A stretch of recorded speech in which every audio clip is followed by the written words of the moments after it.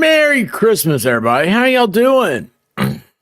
On this, what's the day, the 9th? Holy cow. December's here. Just 10 days ago, it was Thanksgiving, it feels like. It's crazy. How you doing, T42? Janice MB, Silver Fox, Bad Duck, Shane Reynolds, Ellie, Granny Sandy, Slytherin Fangirl, and Front Jumper. We're going to have a quiet chat tonight.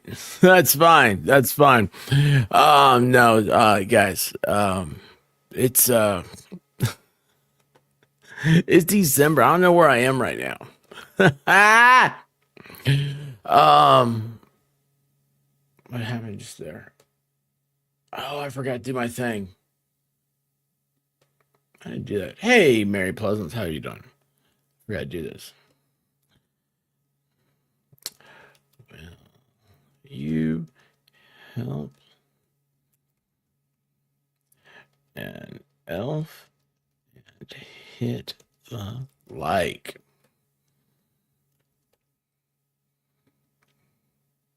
There we go. I like to always ask you to hit the like. It does several things because I always forget to hit the like button when I go into other chats. I also forget it's an interaction thing. A lot of people don't want to say anything in the chat, but they don't mind hitting answering a poll. It's all for the algorithms and stuff. Anyway, guys, today's it was a warmer day. It was a rainy day.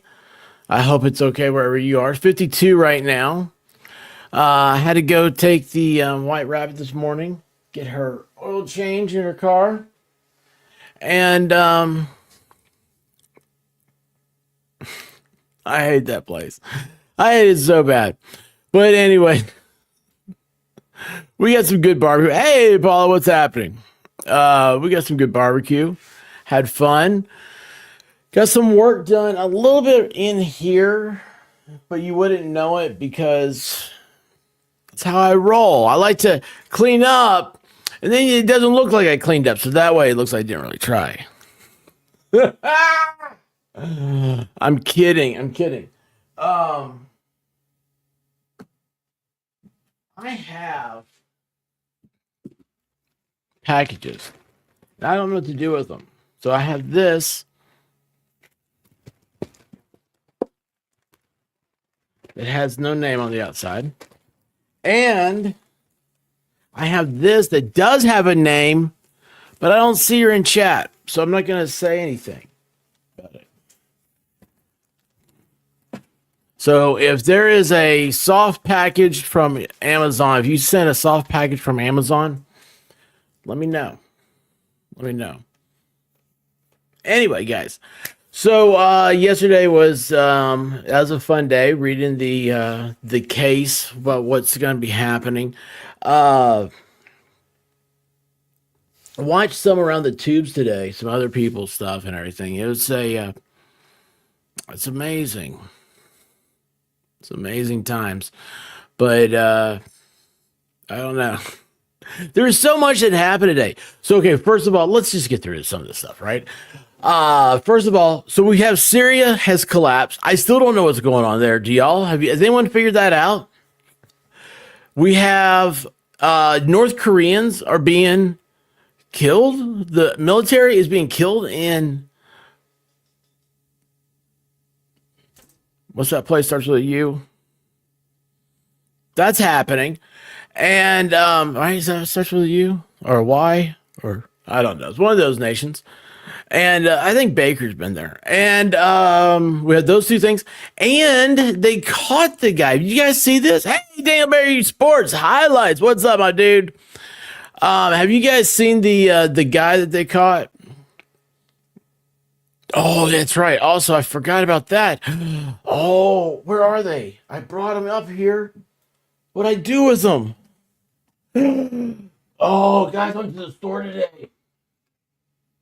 Oh, into the store. Oh, this is so bad. Oh, but hold on. Let me remember to do that in a second. We gotta find this guy. Let's see here. Where is? That's not it. Hang on a second. Let me find this guy.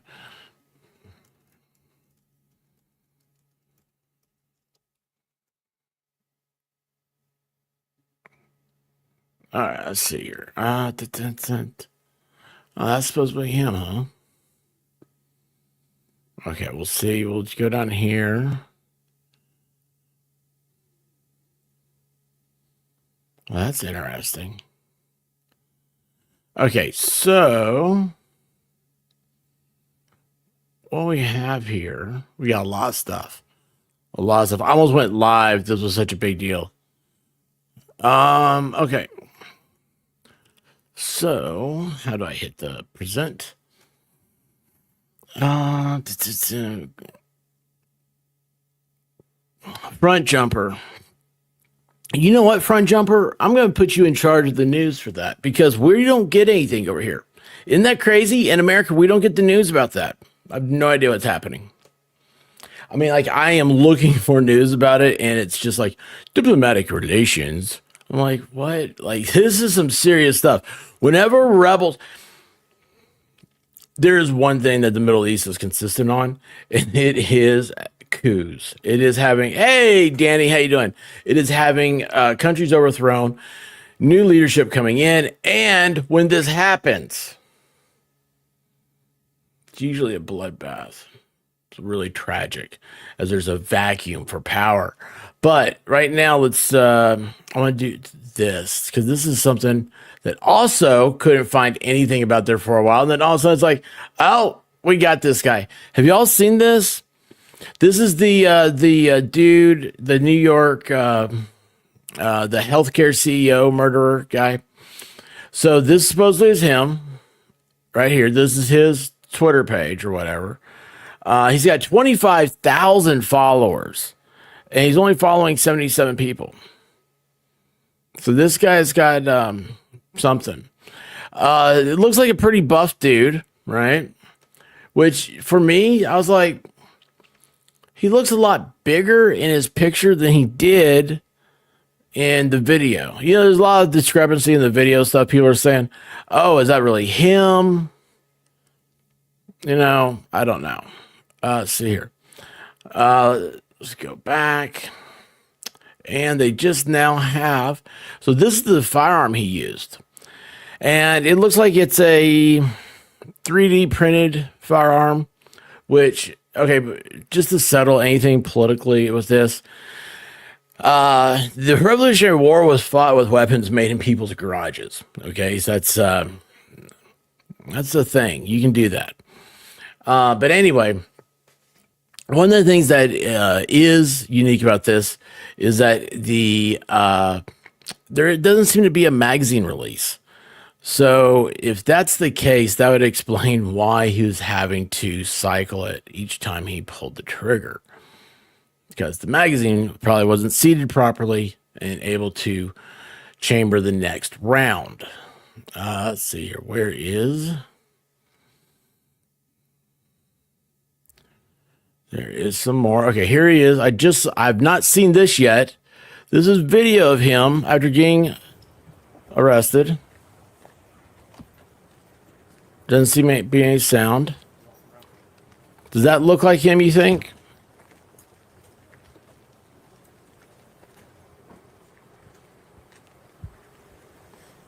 What do y'all think? They got the guy?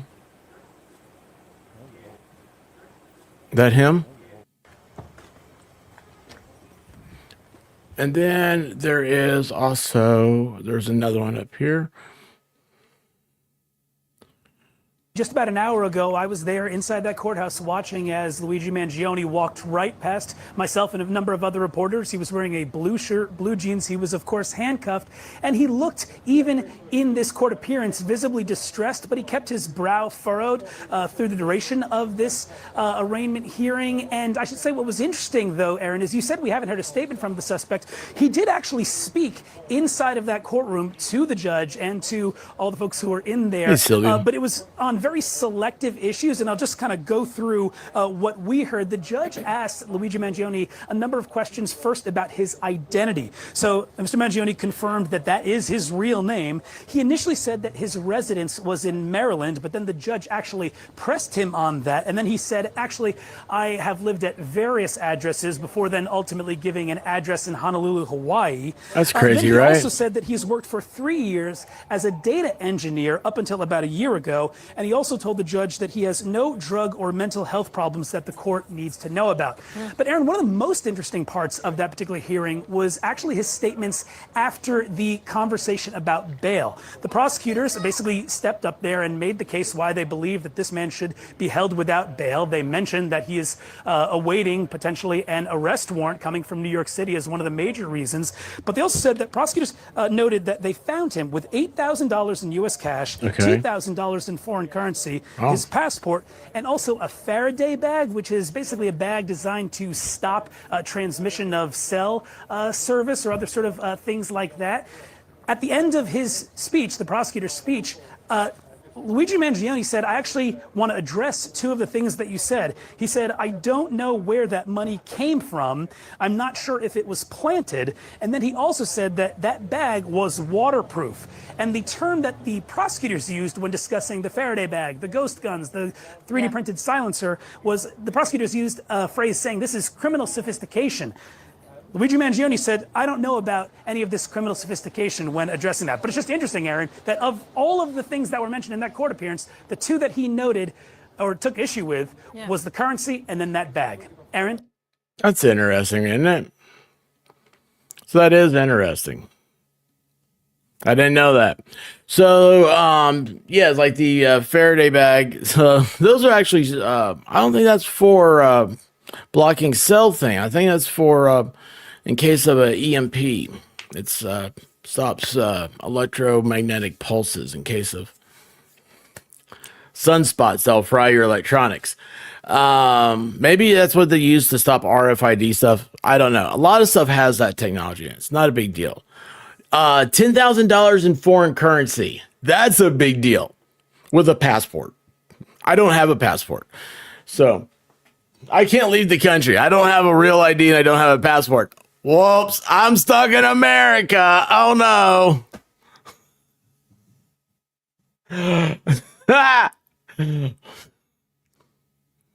You know what? I've never been to Arizona.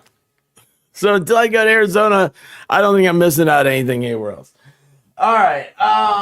So hey, I've got you guys want to do this? And then we'll start reading the stuff. Get all the fun stuff out of the way. Huh? We'll get some fun stuff out of the way. So I got a bag here. I got a feeling. I just have a hunch on what this could be. I don't know what this is. I don't know who it's from. It says Amazon. And then I've got something else. Oops. All right, it's open. It's open. Oh, there's pieces of paper in here. Pieces of paper. And it says, a gift for you. Enjoy your gift. Can have your hands naked for the next coin pushers. Remember, it's a family channel. Used to be younger. It's a family channel. I love it. You know, I've never said it's a maybe I have said that before. Hey, look at this. Look. Yes. Yes. It's I'll keep them in the bag till tomorrow. No, not tomorrow. Wednesday. Wednesday will be the first time. That'll be so awesome. It'll be so awesome. I try to keep it PG-16. Every once in a while we get a little derailed. But yeah, okay, the photo of the first dude's not the dude they caught. That's what a lot of people are saying. Front jumper. It's kind of weird, right? Kind of weird. So you don't think it's the same person? It's weird, right? Or let me ask you guys a question. So we do this a lot now.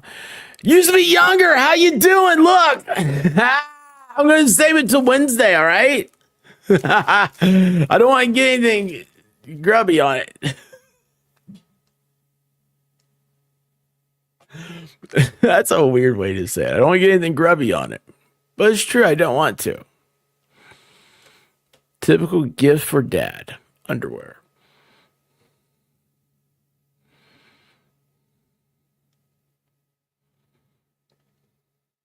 I had to do my own laundry tonight. I don't know how it's working. I don't know what's happening right now. I'm kind of scared about that.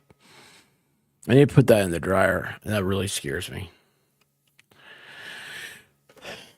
Anyway, hey, Pickle Rick has a box. Has a home. This is about the size for a home. I don't know. Thank you. You used to be younger. Merry Christmas to you. I love you guys. This is so much fun. This is so much fun.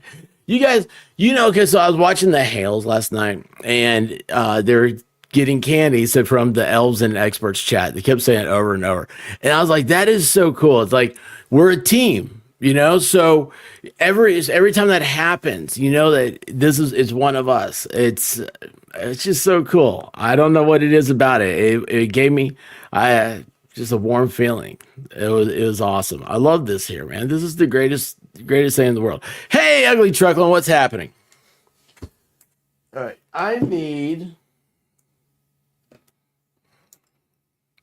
He's ready to move in.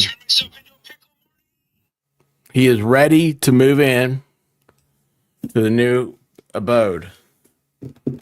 But I need something sharp, and I'm not allowed. Ooh, scissors. I usually run with these, but I think I can use them.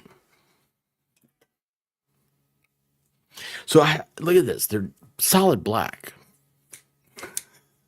I got them because of that. So I don't like. Hey, She Hunts. How's hunting season? I don't think you told me. I do not like Chinese stuff. It's just don't like it. And but like Japanese stuff, like these are Japanese scissors, and they're really neat. But they're so like everything the Japanese do is very overthought, and it's like these are specifically for paper and stuff. It has like the black coating is supposed to make it like cut slicker. I don't know, man. I just thought it looked cool. I really do need to get a life, or I need to get some therapy sessions. Just like JFK murder. What? Black scissors? Oh, the eyes. Oh, I see what you're saying now. Yeah, guys, and you know what? I'll tell you something else that was weird. Was yesterday in my timeline, I got a really interesting thing pop up for Stephen Paddock, the Vegas shooter. You guys know I've got like a thing about that. Like the Las Vegas shooting is to me what like the JFK assassination is to Rosalind Duke. Y'all know that her story, right? Rosalind was a beautiful mistake, kind of like me and White Rabbit were, And her father was he was a radio news guy that was on the route when Kennedy got assassinated. He's the one that said there's something that's happened on the motorcade line.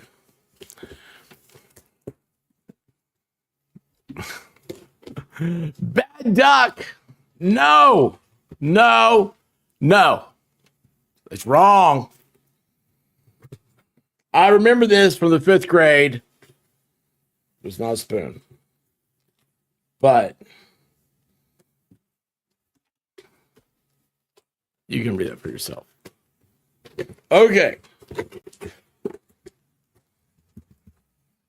Where's Freckles at? Am I doing this right, Freckles?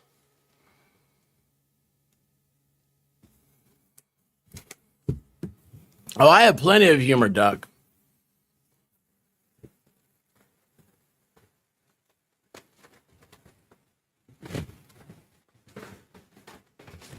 What is happening here? Where'd Freckles go? I don't know if I'm supposed to be opening this. Just open it. Okay, I'm opening it. My gosh. He is so... Freckles, you would like Broken Baker's guest today.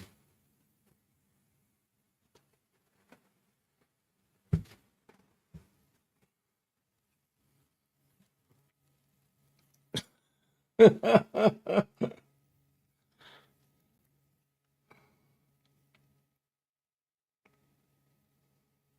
a rabbit. It's a rabbit. Is that supposed to, am I supposed to give that to her?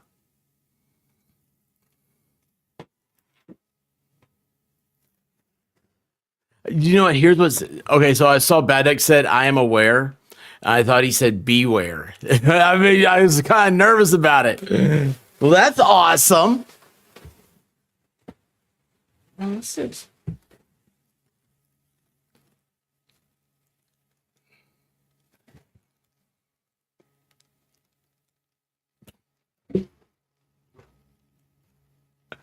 Are you kidding me? Is it really?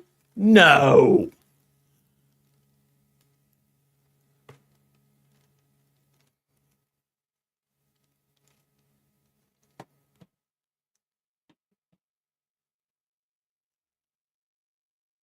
How did you even remember that conversation?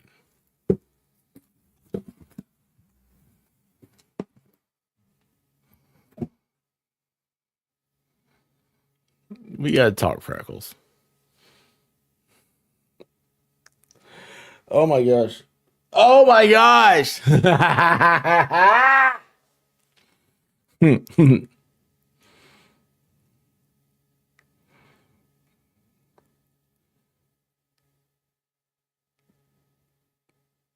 A big ol'.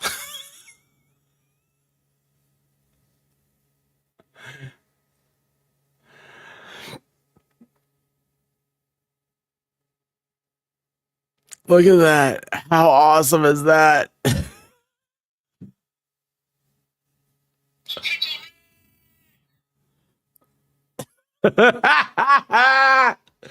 Oh my gosh, I have to hide this. I have to hide this because you know why? Brown Dog will want it. You know who else would want it? Valhalla.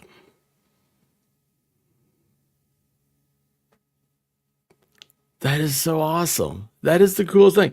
Those of y'all that don't know, Freckles is a hooker. That's what they call people.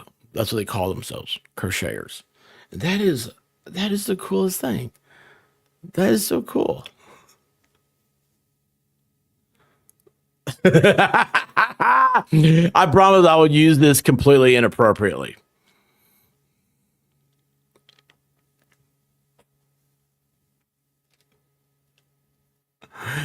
Oh my gosh, you guys are nuts. Oh, so crazy.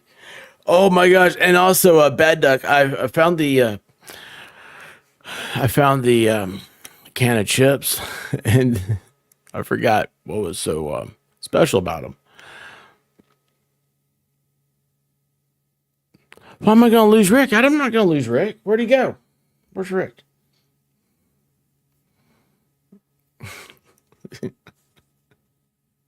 He does. There's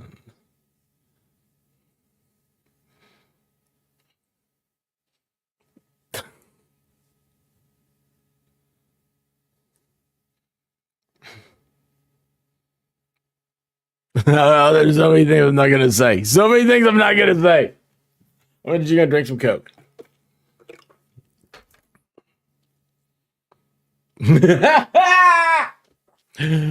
Oh my gosh. Oh my gosh, you guys are crazy. Yeah, I did though.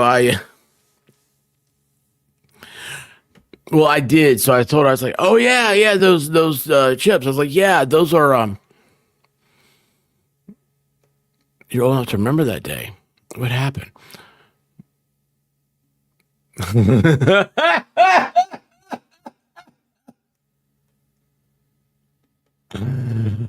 Oh my gosh. You guys are crazy. Absolutely crazy. Hey, you guys know I told you about my friend ID Crisis was he's an artist. I mean, he paints Harley Davidson, does all the all that real fancy like flames and all that stuff, man. It's unbelievable. He was doing he does his Christmas balls every year. So I gotta get a hold of him. You guys, we gotta figure out how to get y'all. You guys want some of these? You gotta figure this one out. How we're going to do this? But check this out. I gotta get this from him. Is that not crazy? I was like, oh my gosh, that is so cool. You guys really are. You're just too much.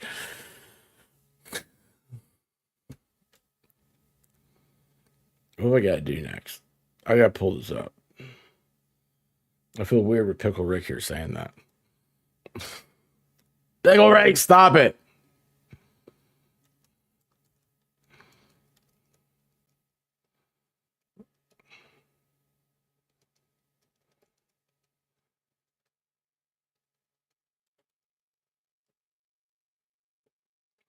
Um,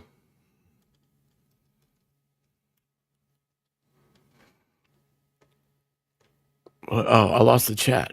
I lost the chat. There it is. All right. What was I doing next? Oh yeah, so the stream. So here's what we're gonna do. We're just gonna go through as much as we can get through of the deposition. I got some requests, some messages for it. I had people saying it in comments, and so what we're going to do is go through the first part of the depositions. I'm not going to. Pickle Rick's under the mistletoe. I'm such an idiot.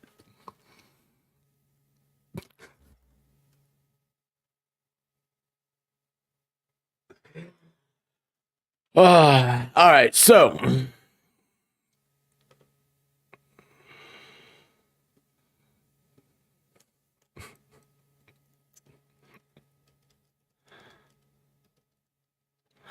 what was I saying? Oh yeah, we're gonna do this. I need to take this off. I'm sorry, guys. I'm a little, Pickle Rick, man, and all this stuff. You guys are nuts. Hander pants, dude. Hander pants. I love those things, man. I mean, I swear, like other people, they're like, yeah, whoops, wrong button. They're like, hander pants. What are hander pants? I'm like, just the coolest thing ever. Just the coolest thing ever. So oh, hey, you know what? Let's see. I can goof off a little bit more. Look what I found. Now, okay, everybody knows the Sweet Tart candy canes. They're the best. These are fresh. Came from the store tonight. I'm not gonna make that mistake again. Even though I'm not gonna try it on stream because I don't want to get sick again. But if you guys have not had this, you gotta try it. You gotta try it, man. Wow, that's all I can say. Have you guys ever had the white fudge covered Oreos? They're limited edition every year. Come out at Christmas. You got one shot at getting them. Once they're gone, gone. These things make Oreos great again. They are just absolutely fabulous. Absolutely fabulous. So, you guys want me to try one? Okay, I'll do that. I'm a giver. If you want me to try one, I'll do it. Here we go. We gotta open this up. I had just a little bit of ice cream before this. That was good. I forgot to get milk today. So, like, you don't get very many in a thing. See how they're packaged? See that? Uh-oh. My ex-girlfriend owned a parakeet. Oh, my God. That freaking thing would never shut up. But the bird was cool.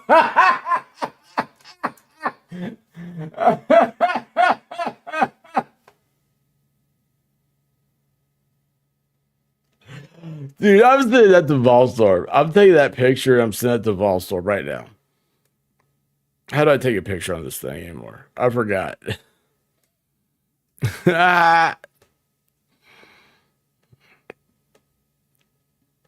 Oh, yeah, that's totally being sent. Capture. Oh, you know what? That's gonna be awesome. And add to photos. There we go. All right. Bad. No, you're getting in trouble here, dude. Oh my gosh. You know it's 80% female audience, correct? Here, I'm sorry, it's down a little bit. 79% as of last night. We're 79% female audience.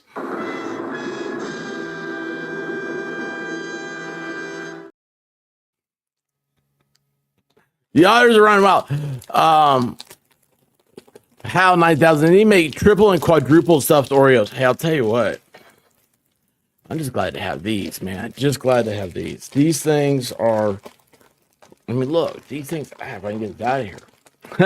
It's stuck. There you go. All right, look at this. I mean, man, they do that right, dude. Look at that. Look, it's falling off the sides. Look, it's got like a crust around it. You know, like oh, it's so good. Mm.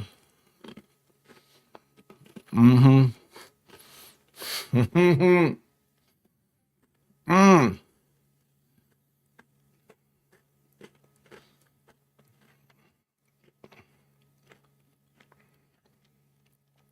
That is awesome. Mm. That is so awesome. Now I need to find a place to put it before I choke on it. 'Cause, those things, you can eat a lot of those.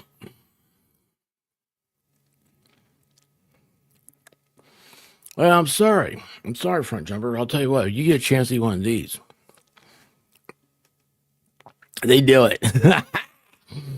All right, guys. Let's do this. Let's do the. Where'd it go? There it is.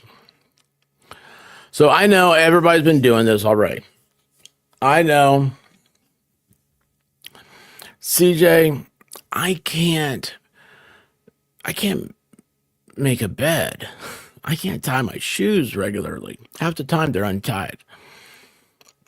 To have these things taste as good as they do and already pre-made for me, that's just winning. That's just winning up and down the street. And the best part is that if I don't know how to make them, then once I get these 12 down, I'm out. There's no more. They're out. It's like eating a McRib. Once they're gone, they're gone. Oh, Denise, this is a white fudge covered Oreo. They only come in Christmas time of year. You only get them for like a week. I swear it's only like a week. They are just crazy how quick they disappear. Mm.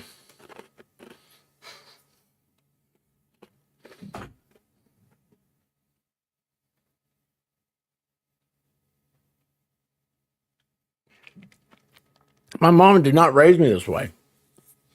I am sorry. Somebody come take these away from me. Okay.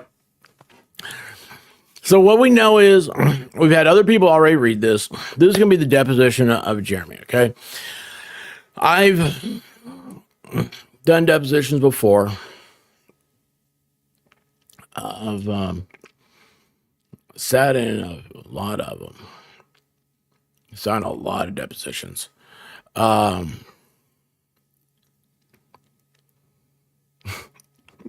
What do men and women have in common? They both distrust men.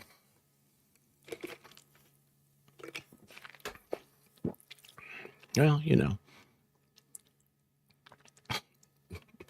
Bad Duck went from telling jokes to giving advice. We really do need to write these things down.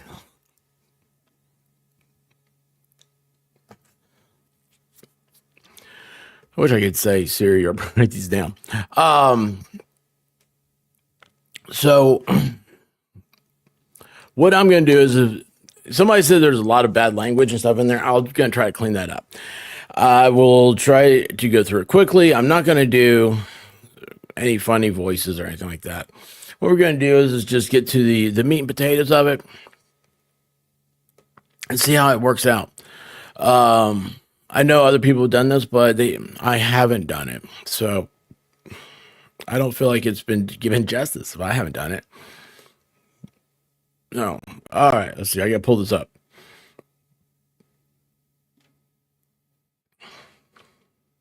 That looks good. Looks like a tongue, doesn't it? All right. So that's the court reporter up there, Alyssa. Let's see. This is Hales v.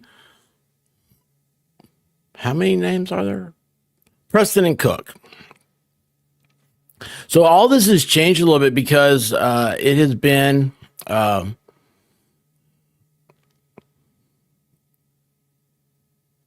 front jumper. Actually, I have heard that it's supposed to be really good for your health. The fasting thing. It's good for regulating the way you eat because you get into like, especially like this world, you just Jeremy has to redo his depot. Oh man. Well, here's what we can do. We can find out the facts. That's what I care about this whole thing. So everything I've heard about, you guys know how many times I've said, man, I wish I had a timeline. I wish I understood this. Who is this person? What is that person? I can't keep up with this whole stuff. This is a fact sheet for me. So this is, you guys are going to see a little bit of expert's brain here, the way it works. And I promise you it'll be good. Hales in Lincoln, Florida. Court reporter, notary, public for the Commonwealth of Pennsylvania. Excuse me, already out of air. Appearing via Zoom for the defendants is Bruce Matskin. Yeah, I heard somebody say that him putting Esquire was wrong. That's not wrong. Don't worry about that. That's absolutely correct. The way he has that. America, there is no standard for the term Esquire.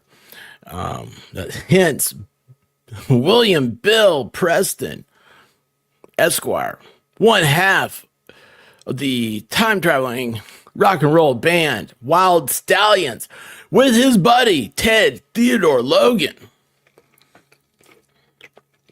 They created world peace with George Carlin. You guys should see that documentary. It's called Bill and Ted's Excellent Adventure. Very good. Very nice. Oh, I thought I lost my cookie, but I got it back. Oh, don't eat it. All right. Let's see here. Let me make this a little bit brighter. All right, all this. So what I'm going to do is I'm going to go past all the stuff that I don't think matters. This is who they are. It's Shockett. It's Matson. Matson starts off, says, good morning, Mr. Hales. Let me just go through a couple of ground rules. Let me get started. That's interesting, this ground rules. Esquire-ish. The term Esquire got started from medieval times. It was the knight and his squire, his esquire. It was they were the family would, boy, it sounds really weird to say this out loud nowadays, but they would give their son to the knight to learn a trade, become knights themselves. And they would follow the knights into battle and handle all their big swords. I'm not making that up.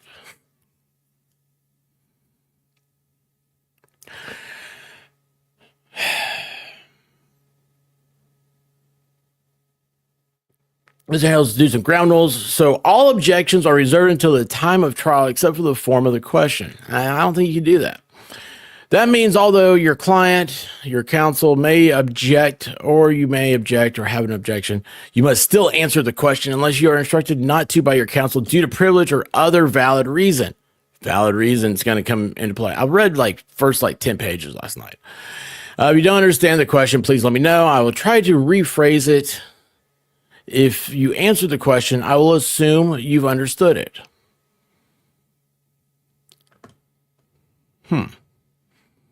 You can ask for a break at any time except when there's an unanswered question pending. This sounds like Who wants to be a millionaire or whatever?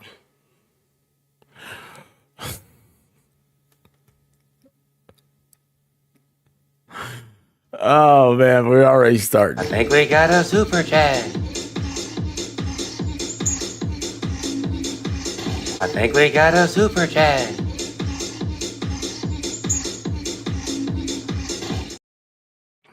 What do you give a man who has everything? Penicillin.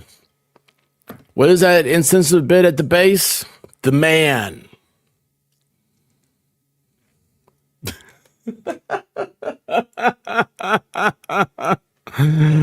Oh.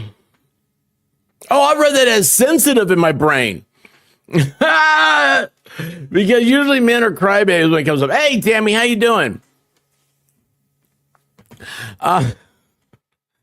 Okay, so Shockett says, well, I'm going to... Oh, hang on a second. Man, when I hit that, I lost my... There it is. Let's see here.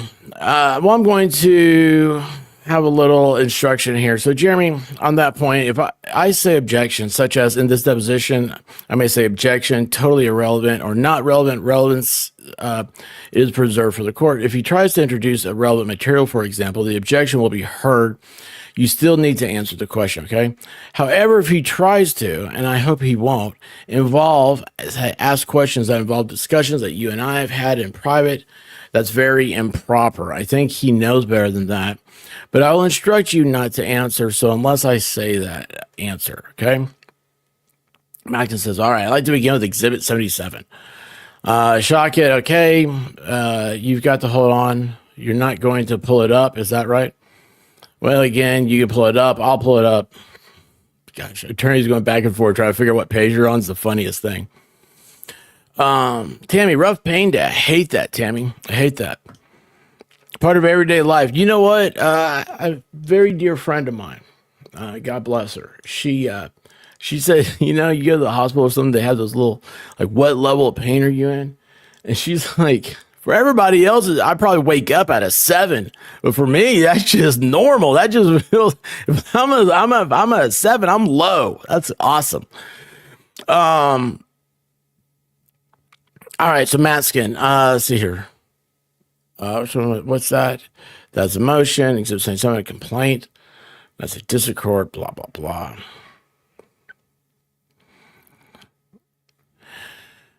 Is that the court complaint you filed in this case? That is the court complaint that my lawyer filed on behalf of me in this case. That'd be Jeremy right there.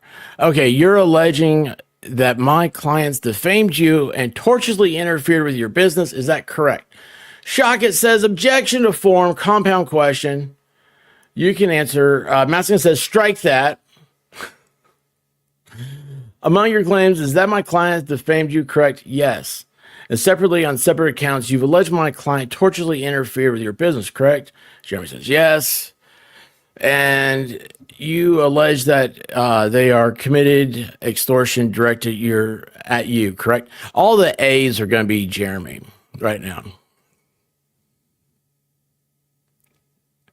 Tammy, that's my mother-in-law was that way. Let's see here. Shaga, it says form. You can answer. I say yes. Okay, if you look at paragraph 30, strike that. Paragraph 25 of the complaint. Do you see that? Yes.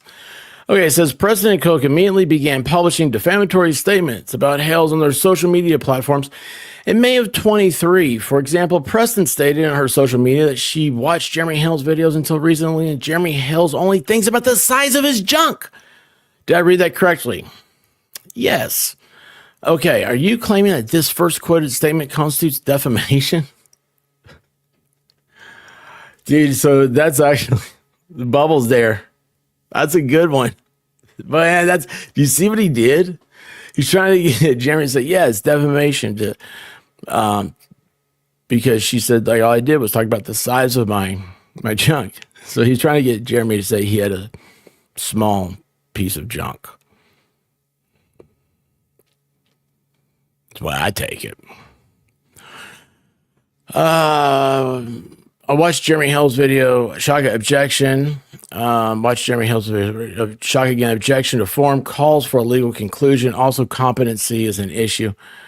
But you can answer if you can. I'm asking, do you understand my question? Jeremy, yes. The question again, please. You're claiming that the quoted statement, watch Jeremy Hales videos until recently, is defamatory to you. I'm claiming that paragraph number 25 is portion of the entirety of the complaint that was presented to the court. That's what I'm claiming. Wow. That goofy guy likes ketchup. Got the big brains working. Told you I like that guy. Okay, so I'm going to ask you again the same question so I can answer. Jeremy answers. I'm going to answer it again the same way. Paragraph number 25 is a portion of the entirety of the complaint that was presented to the court. The question is that statement by Ms. Preston that she watched Jeremy Hales' video until recently alleged to be a false statement. Shaka, hold on. Alleged to be a false statement? Maskin says, my question is, are you claiming that Ms. Preston's statement that you quote here, that she watched Jeremy Hales videos until recently, is a false statement? Are you claiming that's a false statement? Objection of form, if you understand the question. Jeremy, I don't understand the question. I don't either. I'm lost. Well, his instructions are that if you don't understand, you can ask him to amplify or explain. Maskin says, I'll rephrase it. You wrote in this complaint states in paragraph 25 that Preston and Cook began publishing defamatory statements to their social media platforms. And then, for example, as your complaint says, for example, she stated she watched Jeremy Hales videos until recently. So you've given an example of a publication of a defamatory statement. So my question is it your allegation that the quoted statement is a false statement? Shaka says, form, do you understand the question? Maskin, you can answer the question, Mr. Hales. Is that a false statement? Hales, paragraph 25 is part of an entirety of a complaint that was committed to the court. Man, that's ice water. So I'm looking at this. I'm trying to you got to put yourself in Jeremy's perspective, okay? This is not easy. I'll tell you right now, it's already very hostile in that room.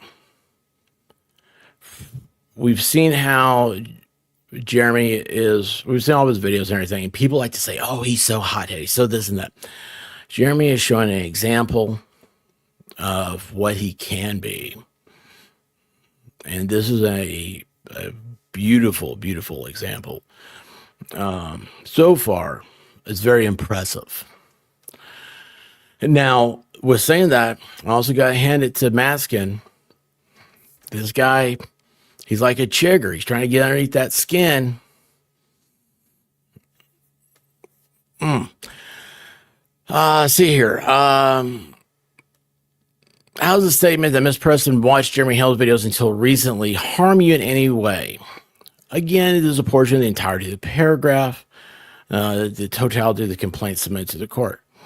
Question again. Okay, so you said, for example, of a defamatory statement published on social media and gave that as an example. So my question is, how is that an example of a defamatory statement?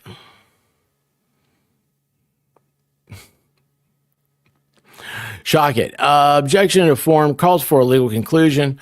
And now that's the second time I've raised that objection. And we're going to, if you ask that question again, is going to get the same objection. It's a competency issue. Maskin, I rephrased it. I said, how is the statement, watch Jeremy Hales videos until recently, a defamatory statement? As stated in paragraph 25. Objection, competency is, he's not a lawyer. If you want to ask him as a lay opinion, that's fine. Well, I ask and I'll ask again. Now, see, that's very shocking. That's a very good response there. And this is an attorney battle. These things are fun, y'all. I mean, God, man, these things are so fun to watch. Maskin, are you claiming it's a false statement, which is an element of defamation?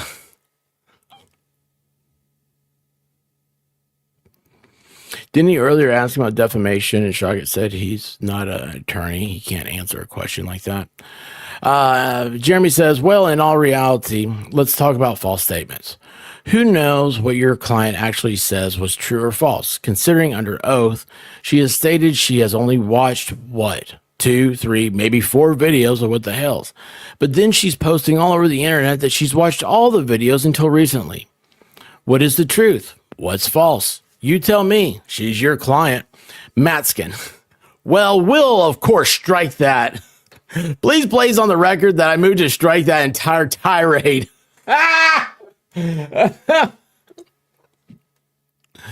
Shockett, you don't have the power to strike anything. You can say move to strike, that's fine, but you cannot say something is going to be stricken. Maskin, just strike. And let's move on to the next. Shockett again says it's not stricken. Maskin, let's move on to the next quoted statement. Paragraph 25 offers as an example of a defamatory statement about Hales on their social media platforms. Jeremy Hales only thinks about the size of his junk. Is that your claim that that's a defamatory statement? Shockett, same objection. If you're asking his lay opinion, that's fine. To save time, every time that you raise a legal terminology to this non-lawyer, I'm just going to say objection to form. But that's what I mean, counsel. He's not competent. He's not a lawyer. But if you want to ask him, Matskin, Mr. Hales, do you understand? Shockett, his lay opinion, that's fine. Go ahead. You can answer if you understand the question. Matskin, Mr. Hales, do you understand what defamation is? Hales, yes, I do. All right. Question is, okay, what? Just give me your lay understanding of it. Defamation, or Jeremy says, let me get some go juice. Defamation are things that are untrue, that damage the character and the association of that individual. Maskin says, which is? Jeremy continues, such as taking and placing signs along in a town where that individual lives that states, oh, Jeremy Hales, the Ohio rapist, raped my child. Defamation. Maskin, okay, so you said things, but you meant statements that are untrue, that harm someone's reputation. Is that accurate? Your understanding of defamation is statements that are untrue, that harm someone's reputation. Untrue. False. Got you. False. Statements that are false that harm someone's reputation, correct? Mr. Hales? So at this point, I have to stop and say, what direction is Matskin going? Because I'm kind of confused. I have to think about this. Like, what does he... I mean, he's trying to impeach Jeremy, is what he's trying to do. He's trying to get him to say one thing one way and one thing another. So that way it impeaches his credibility. You know what? It's based on love, Lady Tammy. The more you love me, the more notifications you get.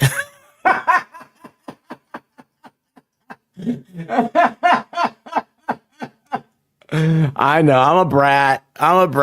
Hey, I'm just glad you're here. Okay.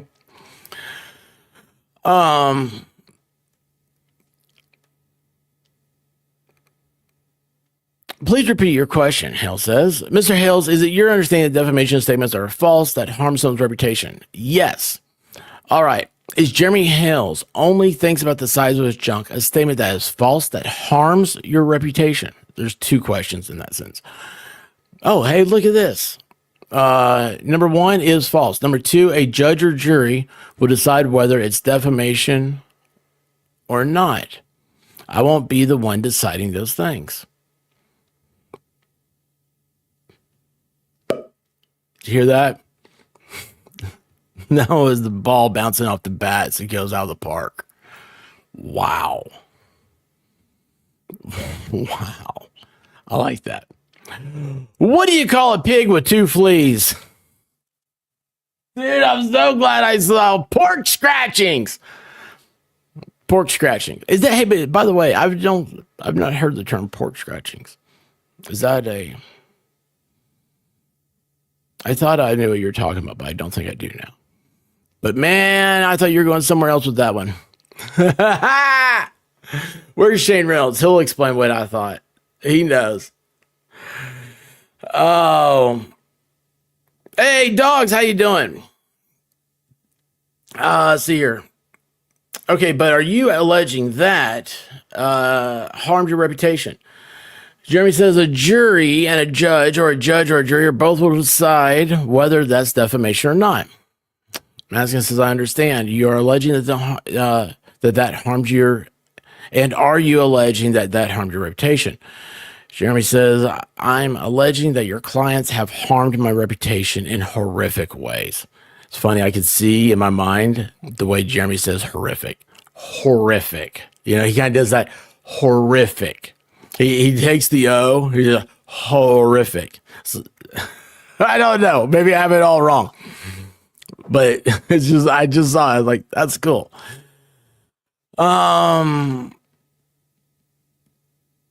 Okay, but I'm asking you about this particular statement. Jeremy Hales only thinks about the size of his junk. Is that a false statement that harms your reputation? I mean, this is over and over and over. Yes, it is a false statement. And how does it harm your reputation? That'll be determined by a judge or a jury. Okay, but how do you allege that it harmed your reputation? That'll be determined by a judge or a jury. No, a judge and a jury doesn't determine what you allege. They determine what's true. So I'm asking you what you're alleging. Shaka, you're asking him to rephrase. I'm not objection to form, compound question, competency. So he objected to all that. And all that can be brought up to the judge. In a deposition, if there's some real problems, you can always contact the judge. Well, I mean, not always, but when I was, you could contact the judge and get them to rule on whether or not something was material. There was a material question that was needed to be answered.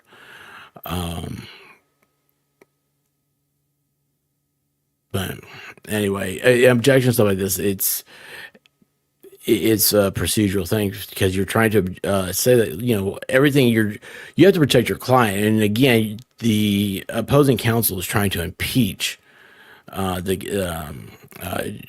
Jeremy on this, trying to make him look like he is not being truthful. Well, again, you know, you say that as an example of a defamatory statement, which you understand to be a false statement that harms someone's reputation. Jeremy Hales only thinks about the size of his junk. So I'm asking you, how does that harm your reputation? Shaka says form.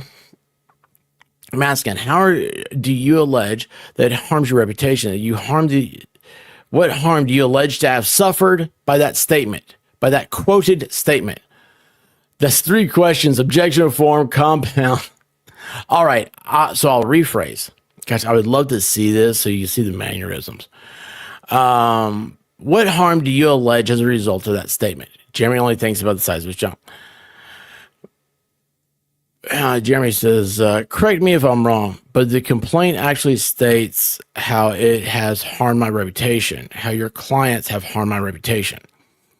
All right, so you're not going to answer how they damaged my business, how they damaged my personal life, how they damaged my personal relationships, how they damaged my income, how they damaged every aspect of my life, how they've your client literally stating he's going to shoot me in the face and feed me to the gators. Matskin, and the list goes on and on. Hales, should I go further? Matskin, I understand. Or do you want more? I understand that. The list goes on and on. Now let's move to paragraph 27 of the same exhibit. Tell me when you're ready. That is so weird. That is so weird.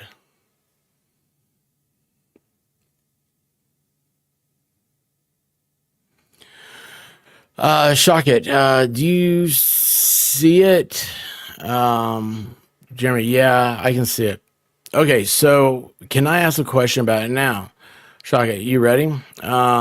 Jeremy, yes, ready. Matskin, okay, you write that in May of 23, Mr. Cook pulled a gun on you as you were driving a public roadway to enter your property. Is that somehow relevant to defamation in your view? A false statement that harms your reputation? Man, he's right. It's assault. It's not defamatory. It's assault. So I see. No, I'm not saying like that's right. I'm not saying that that's how these things are going to end up. But I'm saying in that one sentence right there, as up to this point, that is assault. That is not defamation. So, but we'll continue. Shaka says objection, comment, question. Also, didn't read the entire sentence. He didn't read the entire sentence. There are 3 items here. Number 1, Shaka, first one you left out. When Hales returned from Ohio for a town meeting. Shaka, okay. Says Matskin. When Hales returned from Ohio for a town meeting, May 23, Cook pulled a gun on Hales as Hales was driving by the roadway to enter his own property. Did I read that accurately? Yes. And did Mr. Cook say something to you while he was driving by, while you were driving by, entering your property, and he pulled a gun? Did he say anything to you? Jeremy, he said lots of things, and it's all recorded, and it's all on video, and it's all part of evidence. Maskin, is that the video that we're familiar with, where you approach the truck he's sitting in with your cell phone and start throwing the epithets? You mean the video, Jeremy? You mean the video where he trespassed on my property and threatened to go bang bang on me? Threatened my life yet again? Boy, you can tell he's a YouTuber.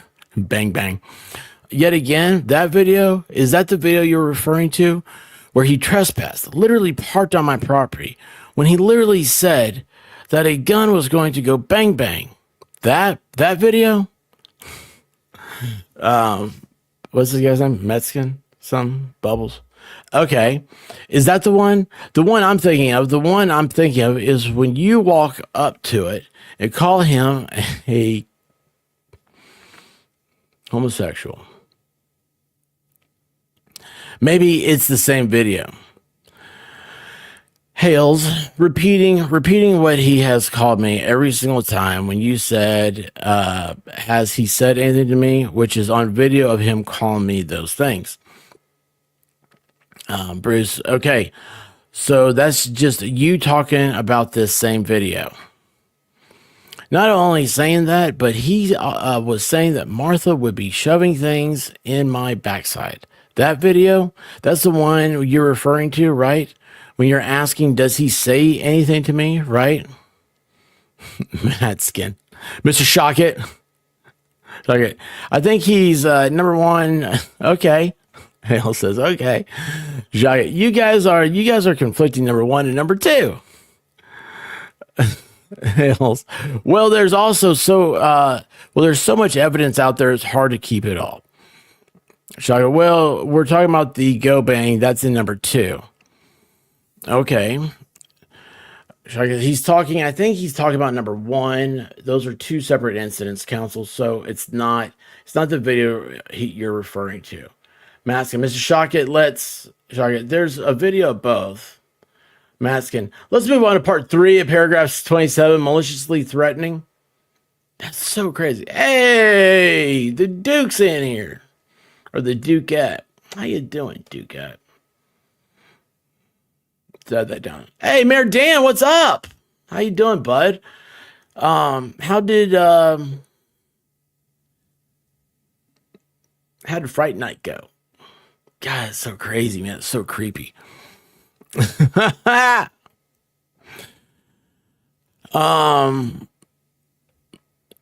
you do wrong? Why are you not getting love? You took a shower and everything.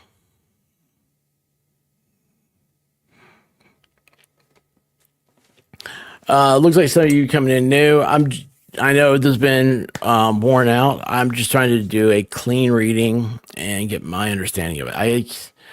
I can't do the have somebody explain it to me anymore. I have to just know what's going on. Oh, it's Friday and Saturday. Oh, awesome. Awesome, Mayor Dan. We all see.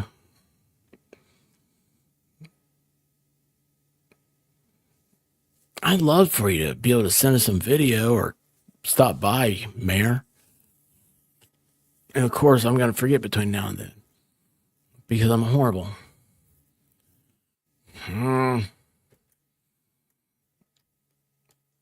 We'll figure something out. Don't let me forget, people. Y'all don't let me forget. I'm horrible. Let me eat my cookie here if you guys don't stop talking. All right, let's move on to part 3 of paragraph 7. Maliciously threatening. So we haven't resolved part 1 or 2. We're moving on a lot, don't we? Jeremy said that. Holy cow, I promise you I haven't read this. I promise you I didn't see that. That's awesome. Question: maliciously threatening to injure, to do injury to the Hales' reputation with intent thereby to extort a pecuniary advantage, and accordingly publicly stated falsely on Facebook that Hales' fiance had oral copulation with him, and that he has photographs to prove it. That's subpart 3 to paragraph 27.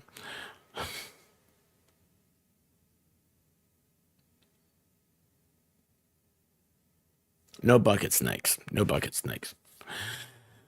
Shaka, there's a footnote too, counsel, which if you're going to read, you need to read the entire sentences, including the footnotes. Matskin. All right, Mr. Shockett. I can read or not read as I choose.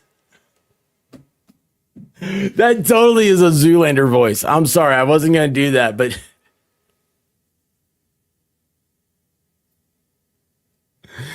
What is that? A school for ants? Maska. So did I just read subpart 3 correctly? Jeremy, no, you missed the footnote. So if you're going to read it correctly. Maska, and I am reading paragraph 27, sub 3. By the way, Rosalind, if you're still in here, what was the page you said that I would like on? Thank you. Look at this. I absolutely love this chick. She is so awesome. Thank you. You said there were some pages I would like on this. I thought. I'd just like to get to 100 pages. I'm reading paragraph 27, sub 3, maliciously threatening to do injury to the Hales' reputation with intent thereby to extort pecuniary damage. I read that. Sorry. Aside from the footnote, did I read that correctly? Hales, no, you didn't read the footnote. Read the footnote. Masking, Mr. Hales, I get to run the deposition, and if you're going to continue, and Mr. Shockett is going to continue, then I'll reach a point where we'll end the deposition and bring a court motion. So all I'm asking you now is, did I accurately read what's in paragraph 27, putting aside the footnote? I put aside the footnote. That is so awesome. Hales, all I'm telling you now, Maskin, so you don't have to, Hales, is that you didn't read it correctly? Maskin, so you don't have to talk about the footnote. Hales, you forgot the footnote. The reporter, everyone stop. Oh my gosh. Oh my gosh.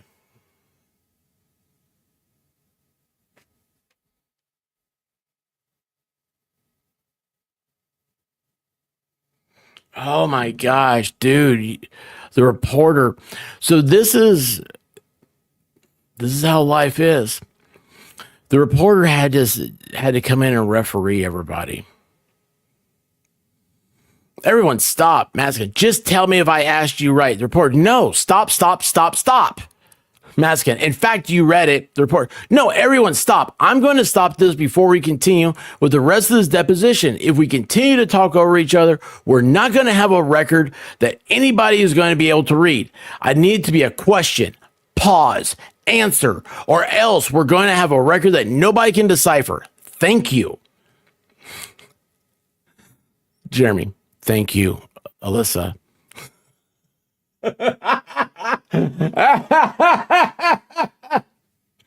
You know, always bring your manners. Matskin, Mr. Hales, please read. I mean, the other attorneys don't apologize. Mr. Hales, please read some 3 of paragraph 27 out loud.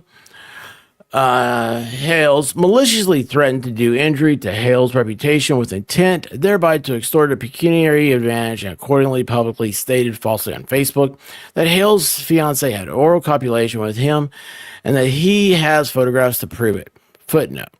Okay, now Cook posted, Jeremy would like me to post a picture of my chicken in George's mouth, so you can't take this one down. Masculine. Okay, is that your allegation that this is a false statement that harms your reputation? Shock it. Form, as stated before, to keep matters short for the reasons stated previously, same objection. You can answer if you understand. Witness, is clearly stated as false, and a judge or a jury will determine whether it's defamation or not. Why do I feel like Jeremy just kind of gave that, like, just a certain, like, twinkle in his eye look when he said that one? Question. Is Matskin. Okay. Now, where is the threat to extort pecuniary advantage in that statement? Shaka, objection of form. Matskin, do you understand the question? A judge or a jury, Hales, a judge or a jury will determine that not myself as a layman. Matskin, okay, I'm asking you, as you allege the intent. Oh, yeah, I saw something. Hey, let's go. I heard this record was too gross anyways. Heidi, what's up? Let's see, I missed anybody else. Stars it, how you doing? 213. That's page 213? Thank you, Rosalind. So tell me where in the statement anywhere. Shaka, objection of form. You're not reading the entire quote. Leaving out the word intent, so I don't know what you say. Sometimes you say it out there. Sometimes you include it. Sometimes you don't. So you're going to refer to a paragraph. I'd ask you to please mask it. Mr. Shockett, this is improper of you. I'd ask that you, Shockett, I don't know why, but you keep on. That's why I'm objecting. You keep on. The record will reflect this. Sometimes you read a sentence one way. Then sometimes you take things out. So I'm just trying to mask it. Mr. Shockett. Shock it. Sir, it's your deposition. I'm just trying to help you. I'm done. I'm just trying to object every time you do that. You just say, come down, mask it. Mr. Shockett, object to the form, and then say nothing more. Boy, that's like a old mean teacher. Shaka, sir, I know the rules. I am going to object and state the reason every time. Matskin, my question is, what about this statement that you first read in sub 3 and footnote 2 constitutes a threat to extort pecuniary damages? Shaka, objection of form. 2 questions. I'm sorry, guys. It's a merry-go-round at this point. A judge and a jury will determine myself, not as a layman. I'm going to go a little bit faster here, guys. I mean, we're on 31 of 320. Hey, Iron Rabbit.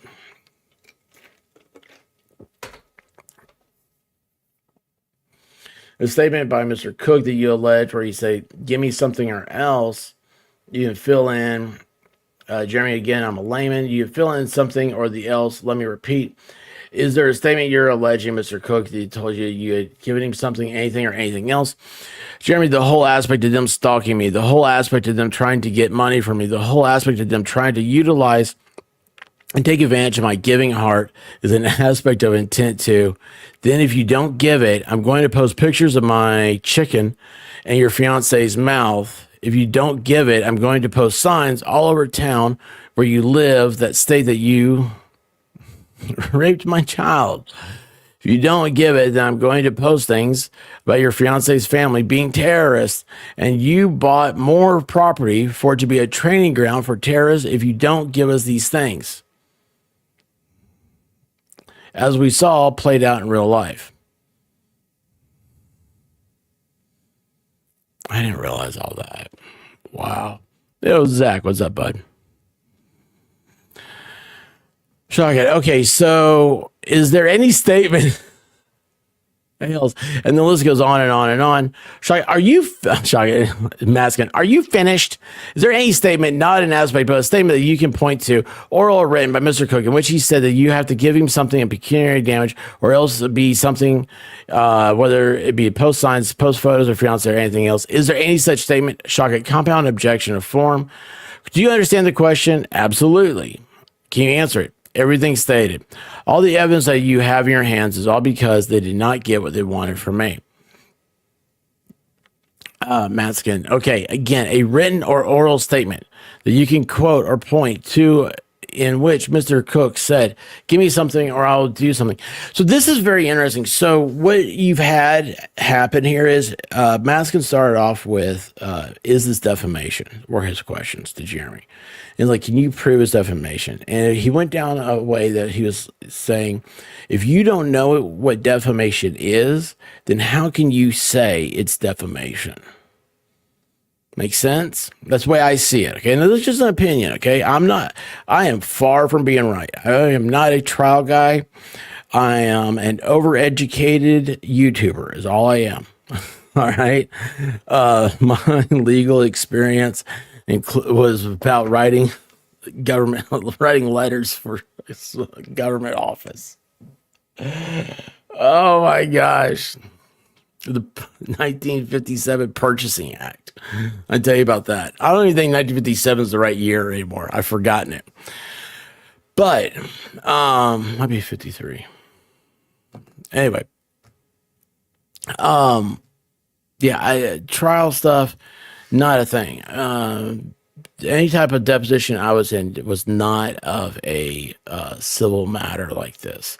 So, like I said, this is just my opinion. Something the way I see it, it doesn't have to be right, but it gives you something to think about. I want to give you guys an educated guess or an educated wish about what's going on. Obviously, remember the goal is to impeach Jeremy. It started off with, do you know what defamation is? And then now it's going, do you have any proof of any of this? So you can kind of see, it's a step program. First, it's, do you know what you're talking about? Second, can you prove what you're talking about? Again, everything you're looking for from the aspect, he's got pictures, blah, blah, blah, did not get what he wanted, money, fame, and gifts and kind of donations, and the list goes on and on. Okay, where does it say, they say that? Mr. Cook or Miss Preston ever say that? I understand that you believe that, but I'm asking, where do they say in written or oral form? Hales, it's their intent from the very beginning. Intent, maliciously threatened to do injury to Hales' reputation with intent. Matskin. I forget how to say his name. So that was Hales. That was the intention from the entire time. To stalk and then and get money, to try to get fame, publicly posting she's going to launch her YouTube at my event, $500,000, time to grill. They're begging for items that I have, money, donations, intent. They didn't get it. Then what happened? This is what happened. So there's a statement that you can point to, oral written, where they actually say they're going to do things unless you give them something. Hales, it's intent. You mean like statements that you have in writing that you're going to help people grow and fuse if they cover your side of the story like that, like things you've done, put in writing claiming that you're a famous lawyer. What a joke. What a joke. You're a famous lawyer. Putting in writing that you're going to guarantee views. Things like you've done.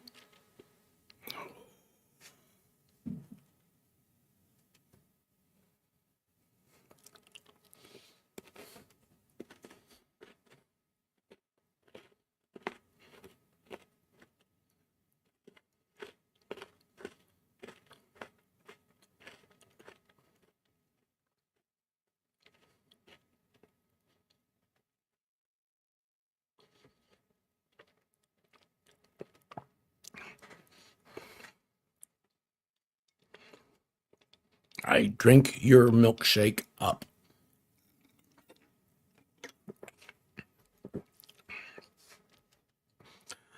Wow. Man, I didn't see that coming. I did not see that coming. That was Haley Mouse. How you doing? Oh, hold on, wait a second. Look at this doggone mouse. Look at that little mouse. Got a little Santa hat on. Love it.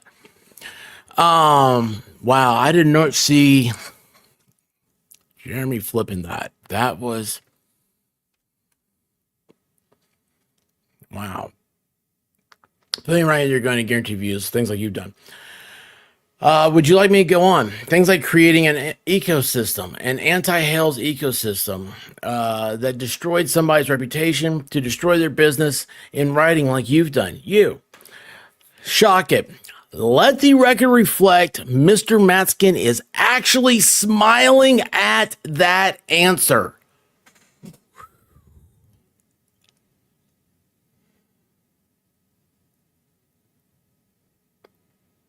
And Matskin doesn't say anything to it?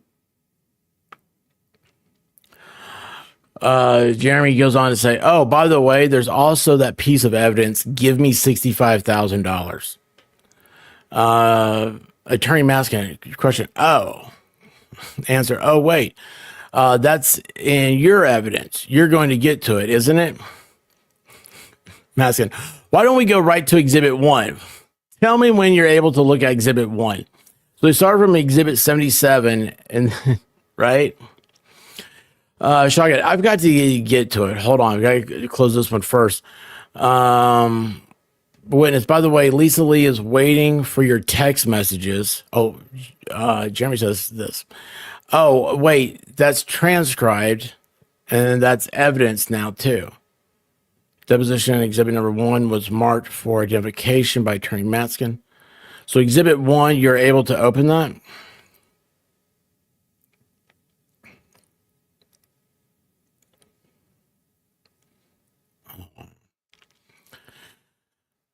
Shock it. Hang on. It's so out of order. I don't know why your exhibits are not numbered correctly, but let me try that. I'll tell you what, if they're not numbered correctly, judge will barbecue your butt. Matskin, they're in order. Exhibits 1 through 78. Shock it. Mine is this, your Google Drive. It's out of order, but I can find it. I just got to scroll. Matskin, they're in numerical order. Shock it. Not on my screen, they're not. Okay, do you see that?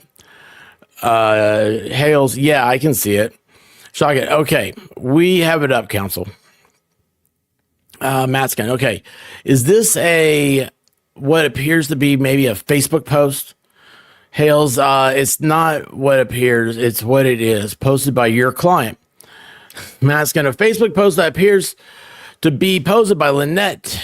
It says, well, there's a yellow highlight on the part that reads, put your freaking money where your mouth is and pay him the $65,000 so he can walk away and leave me in peace. Did I read that accurately? Hales, you read the otherwise shut your damn pie hole and leave me and my little girl alone to finish the statement for you. Matskin, okay. And who is this? Do you understand who this is directed towards?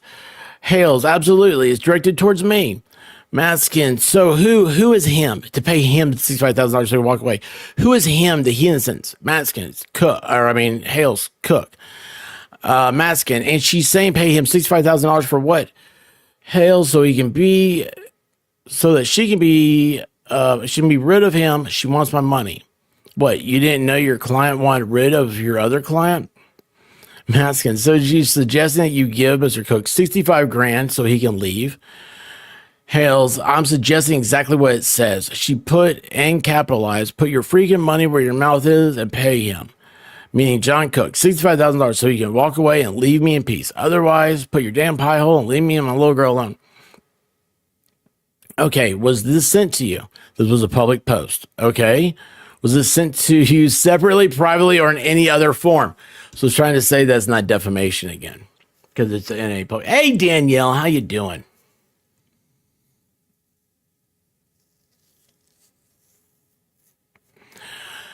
Shocking objection of form. Same reason as before. Matskin, do you understand my question? Ask your question appropriately. Is it your claim that Exhibit 1 contains an extortionist threat? Give me money or else. Shocking objection of form. Competence calls for a legal conclusion. But if you want an answer is lay opinion, you can answer. Man, it's just a broken record. Matskin, okay, no, Jeremy, again, as a layman, I won't be making these decisions. The judge and jury will. Matskin, okay, I understand we're here to determine the evidence. Your claims, right? Yes. So I'm asking you, does this constitute evidence of your claim of extortion? Shock it. Same. He's not even objecting. We're just saying same. Again, I'm not a professional. Same objection. You can answer. He's like, man, I'm ready to get out of here. He's going to keep doing it regardless. Maskins. Let's move to paragraph 30 of the complaint. Tell me when you're ready. That was that 70 something, 77. It says, oh, that was Jeremy. Shock at 77. Which one? Which paragraph? 30, correct? You're ready? Yep. You can read that out loud. On or about the 28th of 23, May 28th of 23, Preston posted on her social media that one, I'm going to stand tall and not let Hales hurt me again. She'll put a cap in the ass of anyone messing with her. And three, I'm done with it. You met your match, Mr. Hales. Maskin, is it your belief that any of those three statements constitute defamation, i.e., false statements that harm your reputation? See, again, those are not false statements. Those are not defamatory. Those are threats of violence. I mean, those are probably criminal.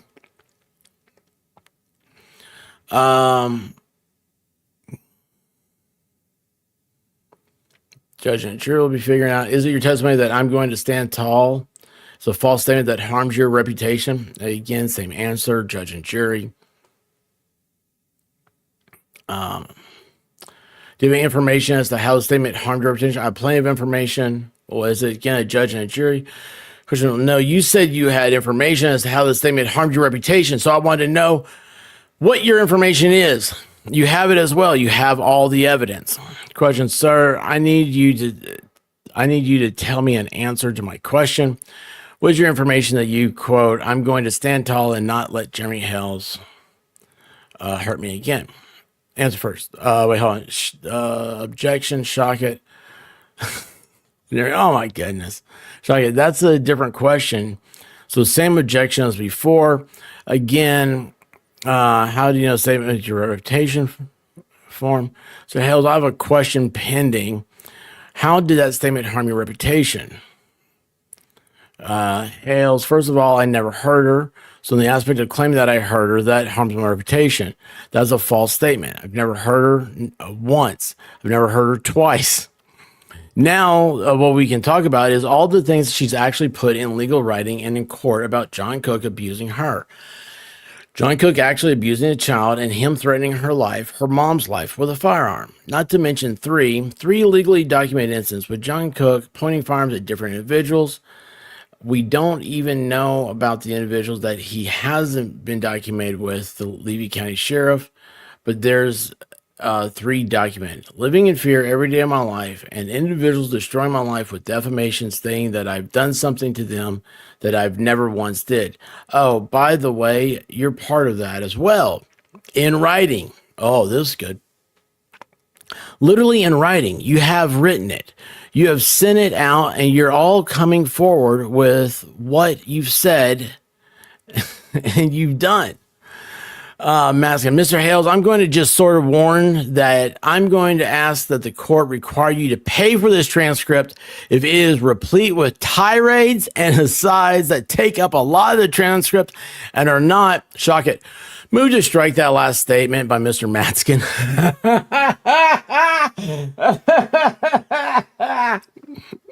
Maskin, and not responsive to my questions. So, shock it, also move to strike that. Jacques is doing to him what he did earlier. That's awesome.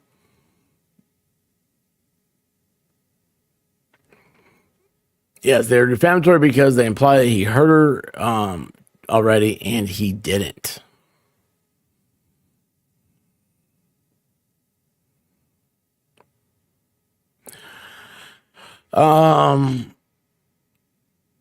Let's go to number 2, paragraph 30. Gosh, man, he's all over the place. She will put a cap in the ass of anyone who messes with her. Where did you see that statement or hear that statement? She posted on Facebook with a picture of her and a firearm. And it is your belief that that somehow caused you damage? That would be why it's in the complaint and filed with the courts. Yes. And how did that cause you damage? Well, that will be determined by a judge and a jury. And you're not prepared here to explain how this statement on social media that Miss Preston will put a cap in the ass of anyone who messes with her harmed you personally. Shall I guess form? When is that will be determined by judge and jury. You can explain. You can't explain here how that harms you. That'll be determined. But the judge and the jury has a basic decision on evidence. So we're here to learn the evidence. Shaga, is that a question? Maskin.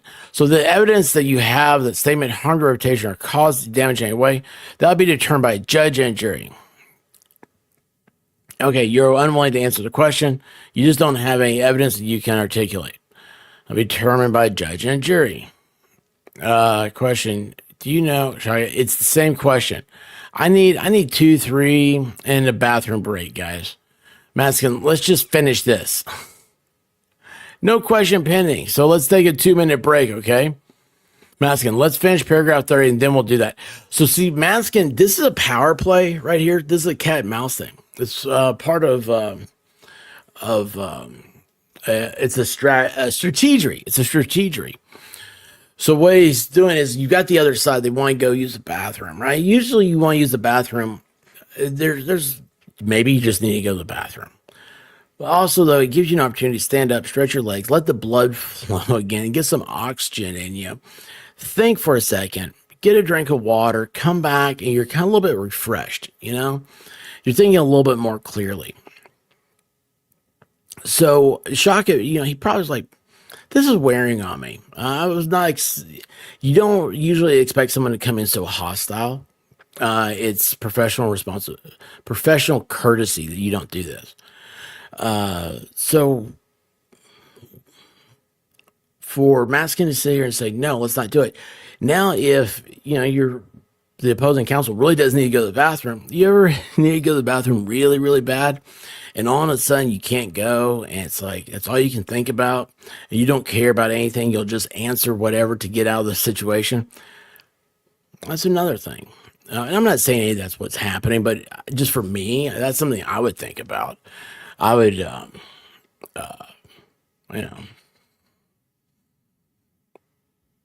wait, where's my little cursor thingy? So,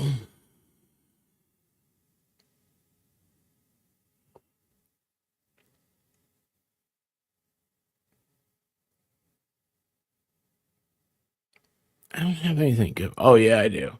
So let's stretch your legs a little bit. Let's go to Bad Duck. So he grilled a chicken for 2 hours.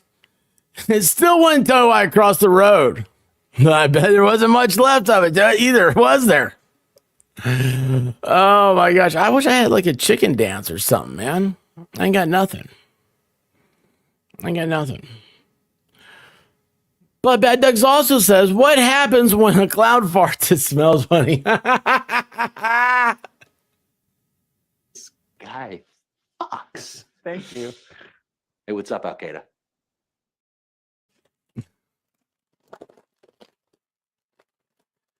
Yeah, you're a nerd. What are you gonna do? You're gonna be a nerd.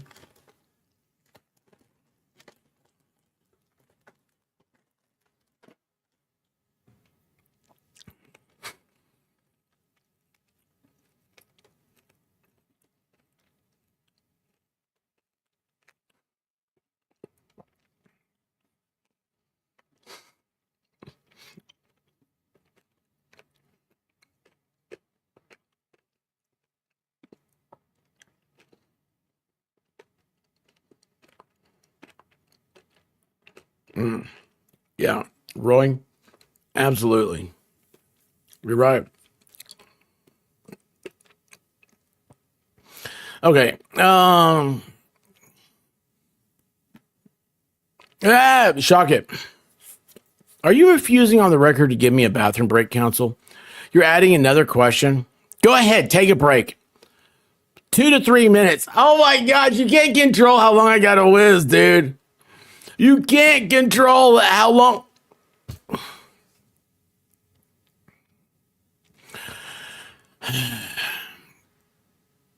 Oh no, Shock is at 2 to 3 minutes. Okay, I'll just be a couple minutes. All right. It's funny. It's totally different when you're the person using the bathroom. you're in control. Hopefully you're in control. All right, comes back. Maskin, we were looking at paragraph 30, the third quote. I'm done with it. You've met your match, Mr. Hales, harmed your reputation in some way. Do I still answer? You can answer. When I say form, you can answer it. I think you have, Hales, I think you have a drastic misunderstanding in regards to defamation and extortion. This is part of extortion. Give me what I want. Money. Give me promotion. Give me physical items, donations, or I'm going to pop a cap in your ass. I'm done with you. You've met your match. These are multiple facets of this complaint, and you somehow are taking defamation and extortion and trying to ball them all into one, which is extremely foolish on your part. This is extortion. Give me what I want. If you don't, this is what I'm going to do to you. And then a throwdown threat. I'm done with it. You've met your match, Mr. Hales. Wow. So this is what we were saying earlier. That it's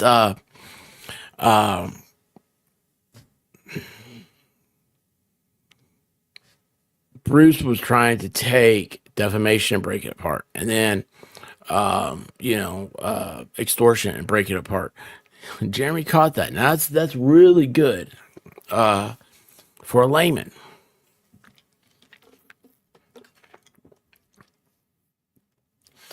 Okay, so let's see, where'd my thing go? Oh, there it is. So, and what flowed out of that? Please let me finish. What flows out of this is defamation upon defamation upon defamation upon defamation in an attempt to destroy my life, my business, my personal relationships, and I'm quoting you now, quoting you, Bruce, an what the hell's ecosystem. This attempt to destroy my business and my personal relationships.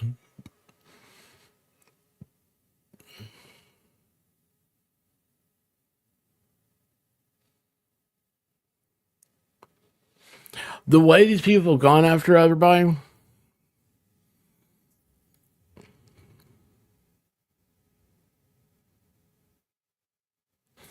man, I was planning on going to Christmas in the Creek. That's what I really wanted to be. I was like, man, this is going to be cool. And then everything happened. I was like, I had to go into the lawyer mode and start thinking about things. I had to, circle the wagons. And finally, this is the part I've been waiting for to come out so I can get back into it. I mean, I don't have anything to say about, rumors and all this other stuff, but this is a big deal. So yeah, hurt relationships, definitely. I've been accused of people that being associated with people that I'm not associated with.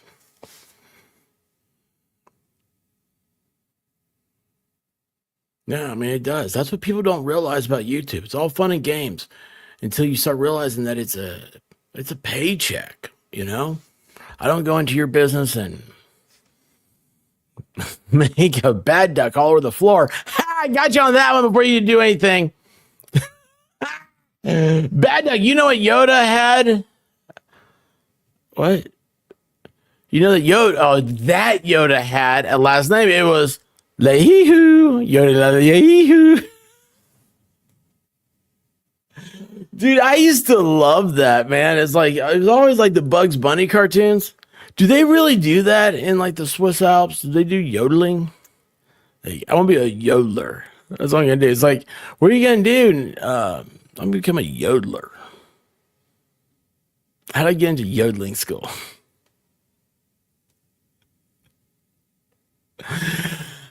Oh my gosh.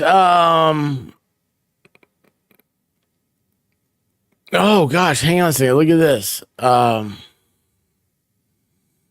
personal relationship, and I'm quoting you now, quoting you, Bruce, as an what the hell's ecosystem. I'm going to ask you about that on the record. Maskin, counsel, Mr. Hales should address me as counsel or attorney Maskin or Mr. Maskin, not by my first name. I'd ask you, I don't know if you can. Killing bubbles, right? Maskin, so counsel, I'll ask you politely. Ask your client to address me as counsel Attorney Master, blah, blah, blah. One of those three, but not my first name or any nicknames. Oh.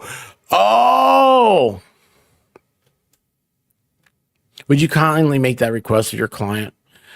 What's funny is that like he works for Jeremy. So I get, sir, you're taking a deposition. I'm not under oath. Continue with your deposition, Maskin. So you won't ask him to refrain from calling me. So I continue with your deposition, counsel. When I talk to my counsel, you do not get to tell me what I tell my counsel, what I tell my client. That's what I meant to say. What I tell my client. Maskin, well, I've made a professional. Please move on. I'm not going to. Just you're dragging this out. Is there a question? Please ask your next question. Maskin, as a professional courtesy, I would like you to ask your client to refrain from addressing me by my first name or nickname. I've answered. Do you have a question for my client? Otherwise, it's my turn to ask questions. Maskin, okay, Mr. Hales, where is there any statement you described it? Give me what I want or else. Is that what I'm going to do? One statement.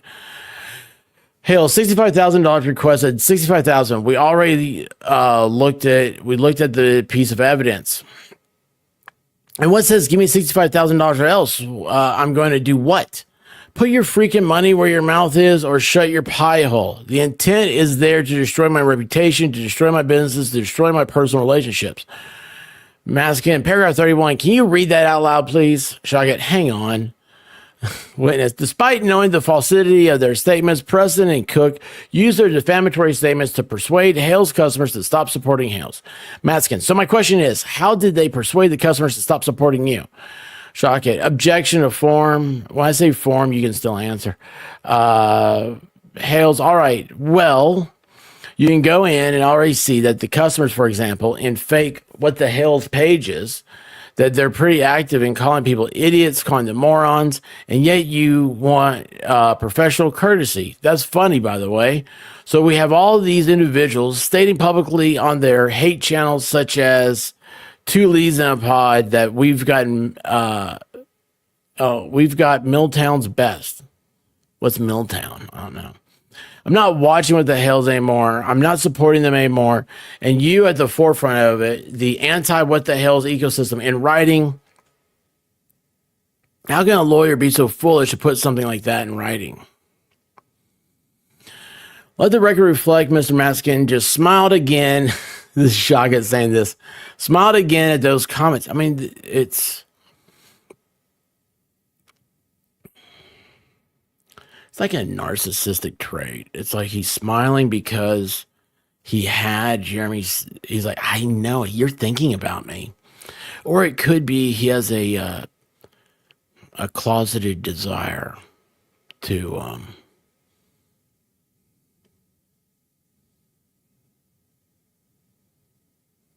have carnal knowledge of another. I don't know. It's just possible. That's how people act that do that. I'm not saying that happens. I'm just saying, whatever. The jury will be advised, as let the record reflect, since there's no video here, the jury will be advised of the record. Maskin, paragraph 32, you allege that Hales reported all the above events while in Ohio in September 2023. The Ohio court issued a 2-year renewable restraining order injunction against Preston and Cook after stalking Hales and his fiancee. Did I read that accurately? Yes. And then in paragraph 33, to date, this has not stopped Preston and Cook from continuing their alleged illegal acts against Hales. Rather than cease, Preston has demanded that Hales provide her with a list of names and contact information of all the donors. Did I read that correctly? Yes. All right. Well, there is this demand, or in what form does it take providing her with a list of your contact information of donors? Hales, I find it ironic that you're asking when you're complaining to a judge that we have released public information in regards to her deposition. And in the deposition, she's the one that demands a list of all of my donors. Matskin, in which deposition? In the deposition you're referring to from January in the state court action she filed? Hales, yes. So this, paragraph 33, this statement refers to a statement she made during her deposition in January. Yes. Do you recall the exact statement? unless you bring it up as evidence, I can't recall the exact statement. Unless you have it prepared, we can view it together. That's okay. Hales, to my recollection, it is, I want a list of all of his donors screaming in the deposition. Maskin, do you remember the context? What was that in response to? Hales, again, if you have it, you'll pull it up. You can watch it. We can watch it together, but I have it in front of me right now. Okay, other than that, you just quoted from her memory. Do you remember came right before it? No, I do not. When you ask in paragraph 33, continually illegal against Hales, you're referring to the man providing customer donor information. Shall I get objection form? Hales, they continue to break the civil protection orders. Your clients have been found guilty, and they continue to break the civil protection orders.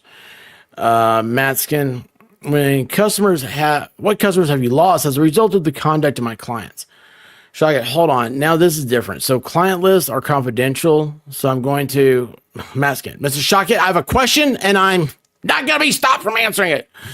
Shogget, I'm going to instruct him not to answer because the names, you're asking for the names? We lost you. You froze for a second. Are you there? Mr. Matskin, can you hear us? Shogget, are you asking for individual Matskins? I asked you a question. Maskin, he can either answer it or say he doesn't understand the question, and I can rephrase it. You can, well, I'm going to object and instruct him not to answer. Maskin, that's an improper instruction because it's indecipherable. Shaka, no, it's not. You can go ahead with the court. It's confidential. I'm objecting. You're not going to get his names because you're asking for confidential information. Maskin, is it your allegation that you have lost customers due to the conduct of my clients? Yes or no? Jeremy, yes. Are you capable, if your counsel were to allow you to do so, to identify the customers that you claim to have lost? Jeremy, yes. Are you capable of identifying individuals by name? Jeremy, yes. So to be clear, when you're talking about customers you lost, you're talking about individuals. To be clear, customers is plural, meaning that meaning more than one made up of individual persons. Masking, again, my question is, are you able to identify individual persons that are customers you lost, yes or no? Hales, again, you have already asked this question, yes?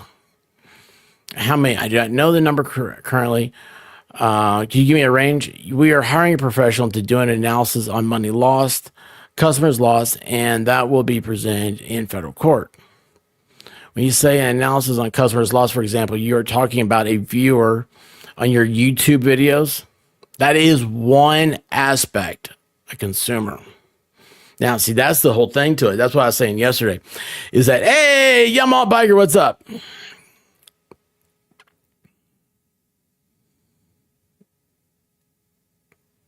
What happened? Yamaha Biker, oh, he wants to take them leprechaun-like feet and climb that tree? Says Jeremy Hales. Oh, well, it makes a lot more sense when I say it out loud. Yamaha, you guys have done a good job with this. I need to do my own reading. I can't work with people. Anyway, I think there's a lot of stuff to cover anyway. So this is awesome. Glad to have you here, buddy. Debbie Webb, I've been laying here listening since leaving Shizzy. Let's see here. So, okay, so I was saying this yesterday, that YouTube, we think of it as YouTube, right? And that's what a lot of people think of it as. YouTube is not the end of it. Like, Jeremy makes money on I said shipping containers, on the storage units. I mean, if he could survive without YouTube, you know, he has storage units. I'm sure he has rental properties. Who knows what other businesses he has? I have no idea. So I think everybody's kind of like obsessed on this like YouTube thing. It's a weird thing. What's happening here, what you're starting to see is you're starting to see people that just don't understand. They don't understand the 21st century. They don't understand the way things are. And now it's become a big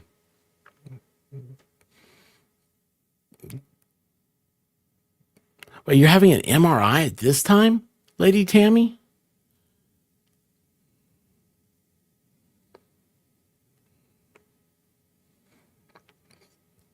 Let's see here. You're going to attempt to identify all the people who were your YouTube video viewers and then weren't anymore and tried to correlate with the conduct of my clients. When it's the conduct of your clients that calls me a child rapist, the conduct of your clients that states that I raped their child, the conduct of your clients that states that we're opening a terrorist training ground, the old schoolhouse, the conduct of your client that I can go on and on and on. Yes, I've lost consumers due to the actions of your statements and your clients, and yes, I will identify as many as possibly can. But then the reality is we can't identify all of them, but we can. But an expert will do an analysis and share how much I've lost because of them. Shall I get just counsel? I will tell you this based on the Maskin. There's no question pending. Shall I get, no, I know. It's not a question, counsel. I'm trying to help you that you and I, Maskin. Counsel, I don't.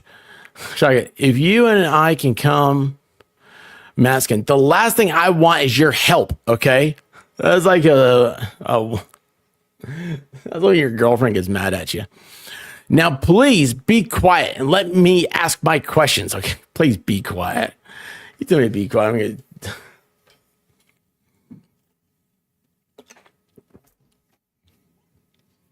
Dude, take 2 steps back, bud. Ooh, be quiet. Quiet. Oh my gosh. You weren't picked first. Hey, Johnny D, how you doing? Roy, Jeremy estimates his revenue loss is over $1 million, possibly more since. Yeah, possibly. Shania, if you and I can enter it into a confidentiality agreement, we can get those names. Matskin, I'm absolutely willing to keep any information procured in this deposition to myself. Shall I get in writing, sir? Matskin, that doesn't. Shall I get, we'll have to do it's not just a deposition. We'll do a blanket confidentiality agreement. So you don't have to keep coming back based on an objection. I'm willing to do it. It's very common. I can send you a draft if you want to look at it. Matskin, let me respond to that. There's no need for such a document for Mr. Hales to be able to answer my questions in this deposition, but you can rely on my representation. We will move on. Maskin, my question is this: is it your intent to have an analysis so you can literally identify by name individuals who used to watch your YouTube videos and no longer do? Blame it on my clients, claim damages for that. Hales, you're horrible at phrasing questions, but I will do my best to give you an actual good answer. We can provide names of individuals who are not consumers anymore because of the actions and the statements of your clients. And what's his name? Bruce. And how many individuals are you able to identify? I do not have a count. Is it over 100? Is it under 100? I do not have a count.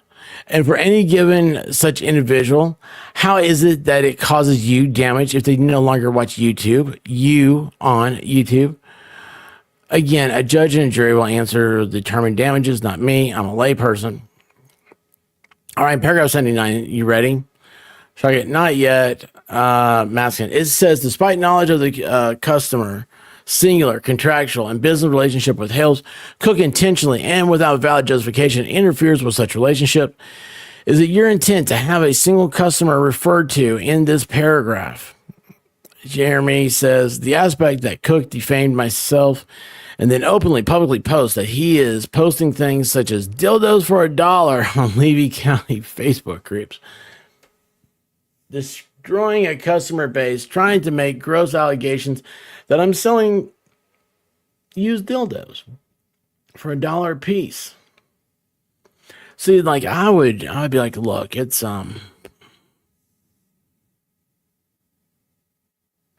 holy cow, last night was Sunday at midnight. Wow. Sorry, Lady Tammy.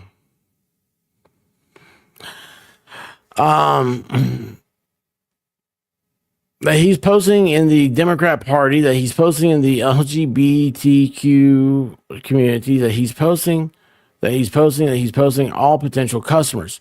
Is there a contract that you lost that you attribute to Mr. Cook as Ms. Preston's action? Multiple contracts that are under attack personally right now is the aspect of Cook and Preston, both saying that they're going to try to get our YouTube channel shut down. Oh, by the way, you're part of that as well, huh?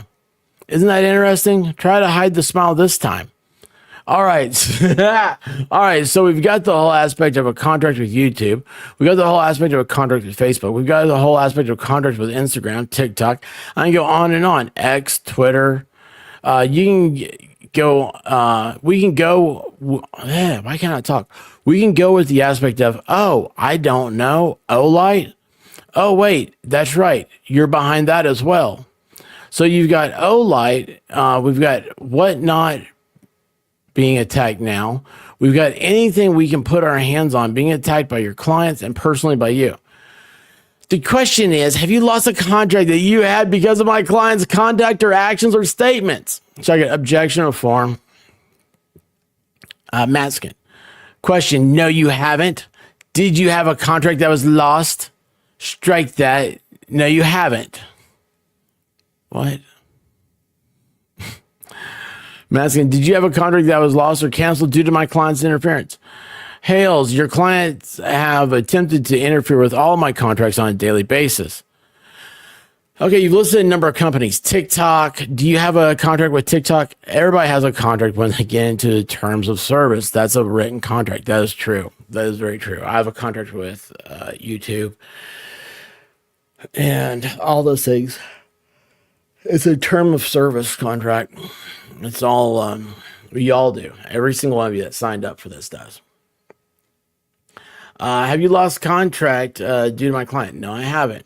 And Whatnot? Have you a contract with Whatnot? Yes, I have a contract with Whatnot. And have you lost that contract due to my clients? Not currently. Has it been affected in some way? Absolutely. In what way? False bidders. False bidders. Yep, that does. Your client and you spurring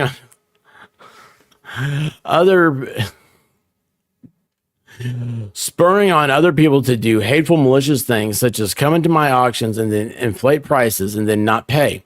Therefore, that item is no longer, for example, if it's a Gatorade bottle and somebody says, I'm going to pay $1,000 for that Gatorade bottle. Now they don't pay. Now that item didn't get to the sold to the person that would have paid $10 for it. That affects my contracts and my business. And that's something that you're claiming and alleging my clients do, says Bruce. Sorry. Hales, I'm claiming that you do it as well. Bruce, but you don't have a lawsuit against me. You have a lawsuit against John Cook and Michelle Preston. Am I right? Hales, that's interesting. I don't have a lawsuit against you yet.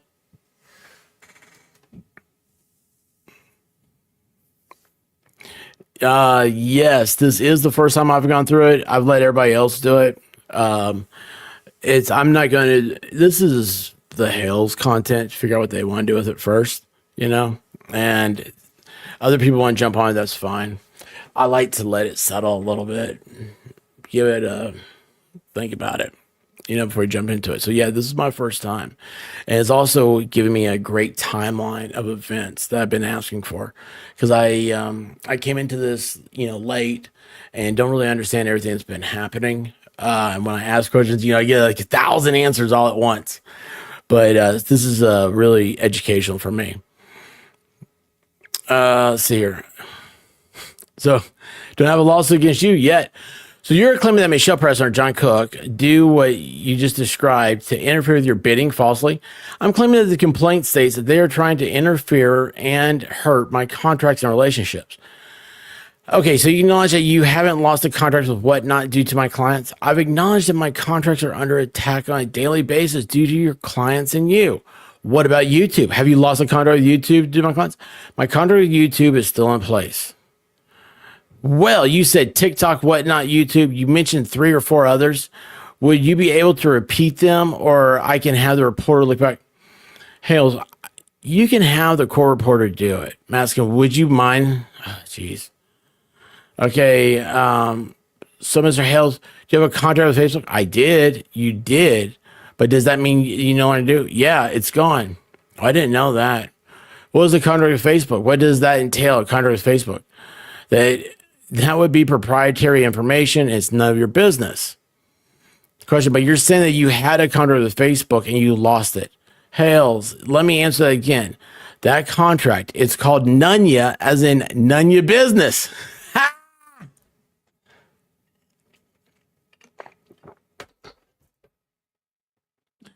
Maskin, so you're alleging through tortious interference against my clients in their conduct resulting in loss of your contract. So is Facebook a contract that you lost? Hang on a second. I already answered that for you. Hang on a second, guys. I'm getting some nasty science stuff. Oh, it's wonderful. I guess I should do.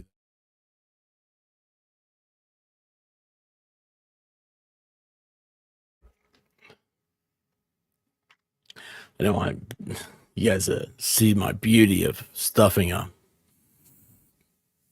this thing. I did that for you. I'm a giver. So is Facebook a contract that you lost? I'll answer that for you. Maskin, no, I don't think you did. Did you? Well, I'll answer again. Please clarify for me. Did you? Were you alleging at Facebook? You lost. Well, that's what's the Facebook? Oh, yes, I've lost a Facebook contract, and I continue to lose revenue on a daily basis due to your client and due to you. Well, what's a Facebook contract? Does this guy really not know this? I mean, I assume he does. He's just. You want me to name it again? It was called None Your Business. It's proprietary and not going to have information of my personal business. Okay, what you're alleging that you had a contract, a business contract with Facebook. You've lost it because of my clients. Is that accurate? I lose business on a daily basis because of your clients. But there was a contract that Facebook said, well, we're going to cancel this now because of something. I lose. Roy, I haven't started snorting pixie sticks yet. I lose revenue on a daily basis. Okay, let's go to Olight. Am I correct that Olight is a product that I endorsed? What the hell is YouTube? You are incorrect. Olight did not endorse YouTube. YouTube had nothing to do with Olight. Olight had nothing to do with what the Hales endorsed or promoted Olight. I see. Was that pursuant to a contract with Olight? No, I was not under any contract with Olight. You were not under a contract with Olight? Did I stutter? Maskin, I'm asking to clarify. Did you ever have some sort of contract between you and Olight? Hales, did I not already answer that? I'm asking you to answer it again. Did you have a contract with Olight? No, I did not have a contract with Olight. Then what did you describe as you were promoting Olight? I'll try to put this in as simplest terms possible. I was promoting Olight. You were receiving any remuneration, compensation, consideration? Yes, revenue from Olight. Yes, from Olight. Okay, can you explain how that worked? No, that's confidential. That's funny, man. That is really funny how it does it. I'll tell you, like on my end, how stuff like that works is you get a code. So it's like, they figure that, yeah, Stacey, that's how I feel. I feel like it's coming out for the first time. It's because I can't keep up with all of it, Anyway, it's you get a code and you enter it, and like I'll make like 1% off something, and it doesn't cost anything. That's like I have an Amazon, and I don't use it. I have an Amazon influencers account. I need to start using it, and it's so like if you buy something through that like if I put up like what my microphone is, and you buy a microphone like mine, it's like 1%. So you figure it's $1, and it doesn't cost you anymore. It comes out of Amazon's profits. But anyway, that's just how it works. At least on my end. I don't know what Jeremy's got. This deposition requires you to provide relevant information that is confidential and you can accept my representation that it will not be shared, and your counsel can take any steps he believes necessary to protect it. But what I need to understand is that what you're alleging that my client did that caused you damage, and you're alleging that they interfered with your contract with Olight. Am I wrong or right about that statement? Can you ask a simple question? And by the way, as you said, you had, wait, pause. I'm not done. As you stated, I can take your counsel. You won't. You really think I'm ever going to trust you? You fool. You incompetent fool. Literally, in writing, staging the what the hell's ecosystem. Did he actually write something that says that? Right? Yeah, Tim White, you're right. How do you make an egg roll? You push it. Oh my goodness. And you think I'm ever going to listen to anything you have to say?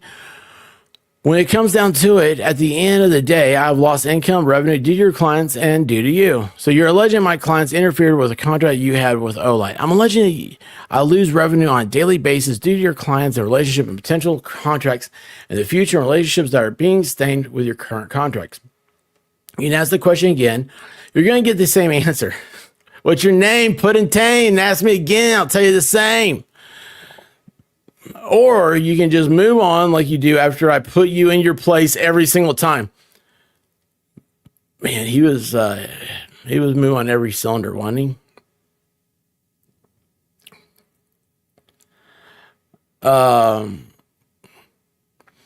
Okay, so yes or no, you're alleging you lost contract. Blah, blah, blah.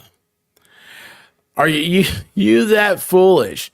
How many times do I have to tell you I didn't have a contract? You want to keep saying you're alleging I lost a contract with Olight. How many times do you have to be told there was no contract? Was I making revenue? Yes, I'm losing revenue, and my relationships are being damaged due to your clients and due to you. Matskin. Okay, so you're alleging that you are losing revenue from Olight due to my clients, correct? I'm alleging very clearly in the complaint that there's interference with my contracts, there's interference with my revenue due to your clients and due to you. Well, right now I'm only asking about Olight. Olight! So you've made clear. I mean, you know what? I don't even like Olight that much, but I want to get another one now. No. Did they end their contract? Maybe I don't. There you go. I never liked them. I don't like the proprietary rechargers.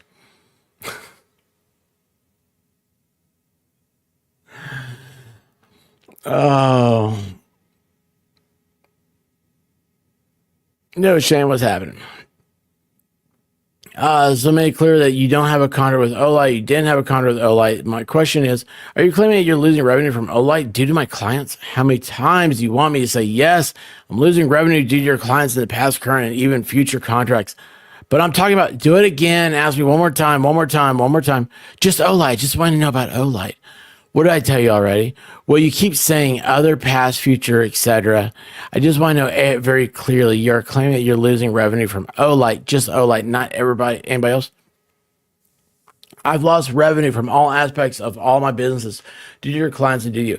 So here's the thing. So what Bruce is trying to do is that you can't prove future revenue loss on this, especially when there is no contract. So a contract is, it's a mutual agreement that both parties it's beneficial to. What's happened is that Olight is, you're getting a code. It's you're not. It's not a. You're an affiliate with them. So. I don't know. It's a semantics issue. That's what he's trying to do. And so that would impeach him. It's like, yeah, I've lost money from Olight. And then it's going to be like, well, actually, you haven't lost money from Olight and you're a liar. And that's the whole point of this. So that's why you never do a direct answer. That's why I would assume Jeremy's answering this way. It's like, no, I've lost I've lost money from all aspects. I can't tell you specifically how much I've lost or will lose or continue to lose, but it's due to a specific orchestrated attack through you and your clients. And that right there is dirty. It's very dirty that you are representing people that you're in cahoots with. It's an ethical issue. You can't go out and search for clients like this. So weird. It's such a weird thing. And you know, the word on the street is people think that he's trying to do it so he can become YouTube famous. YouTube famous is stupid. What's YouTube famous? You know, what is it? Would you rather be a huge channel with a bunch of subs that nobody watches? Or would you rather be the country club nobody can get into? Let's see here. Let me say it again. It's like, oh, like, witness, this is like you with Lynette. Again, you lost revenue on all aspects of my business. Maskin, so I'm going to try one more time. You're claiming you've lost revenue from Olight. We're just going to skip everything Olight. All right, what other contracts have been harmed, interfered with by my clients? I lost revenue in all aspects of my business ventures due to your clients. I mean, we talked about that earlier. Okay, but I'd like to have individual name of the companies or other identifying aspects of your contracts. What he's trying to do is he's trying to see how much Jeremy's worth. I guarantee it. That's right, Yamaha. Stacey, yeah, that's so crazy. Shane, I hope you had a good time, man. Hanging out with your daughter's much better, everybody. Like your Discord, this broken link. Oh, is it broken? I'll put up a new link after this. Shock at objection form.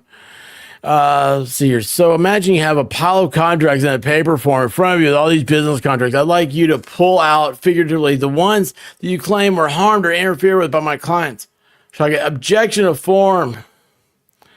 Hales, again, my income has decreased due to your clients and what they have said, what they have done, their actions. And yours in regards to destroying, you know, the what the hell's ecosystem. Matt's going, okay, so you're not going to just tell me whether Olight is self-discreetly, how you lost revenue from Olight, just Olight. You're not going to answer that question. Are you even asking questions? I mean, you're literally all over the place mumbling, and what you put all this stuff and then you put all this stuff together, and that's not even a clear question at the end. Can you ask a very clear question, please? Masking, did Olight take some action with respect to their business arrangement with you following the publication of that video where you and Guapo were almost in an altercation? Can you ask a clear question, please? Do you know which video I referred to at the storage facility where each of you and Guapo had your cell phones out and yes, I do. Is it sometime after that you lost revenue from Olight? Yes, it is. How long after that? Almost immediately. And yet you're blaming that on Cook and Preston? No, I'm blaming that on you and them as they encourage everybody to contact Olight and say that I'm using a flashlight as a weapon, which, by the way, Olight actually markets as a weapon, and that's why it is there.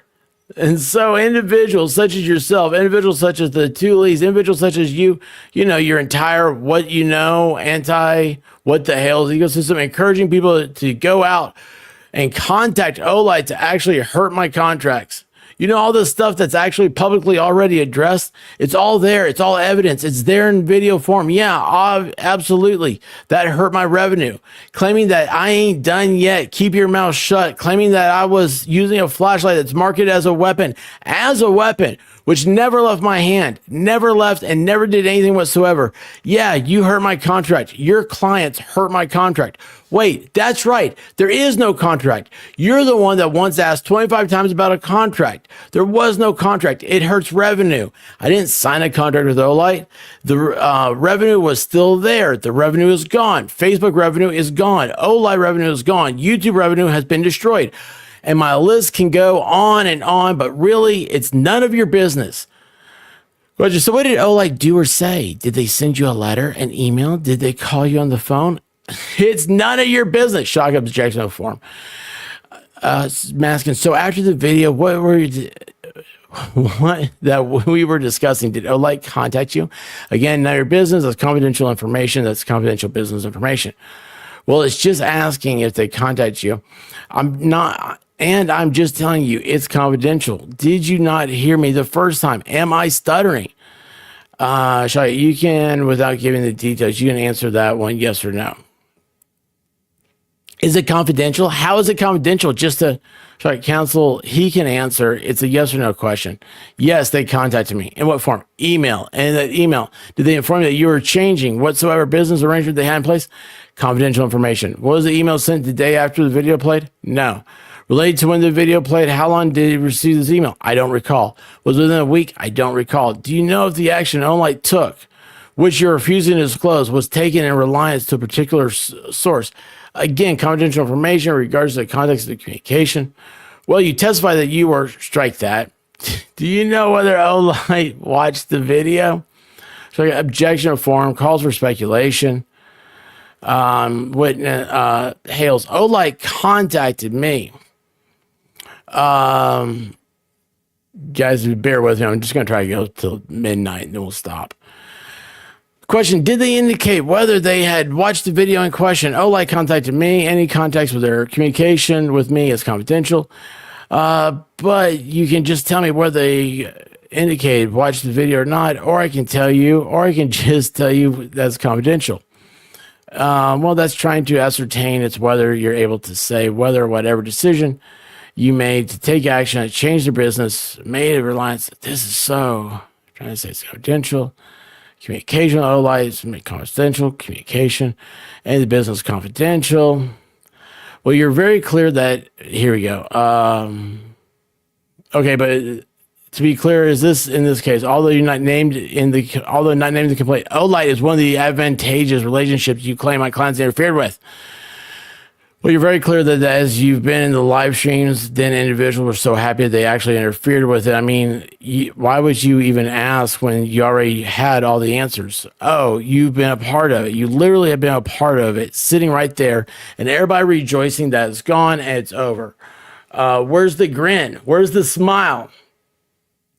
Masking. Okay, why don't we take a 12-minute break until 11:45? Okay, go off the record. A recess was taken. They came back, Mr. Hales, I wanted to direct you to Exhibit 72. What are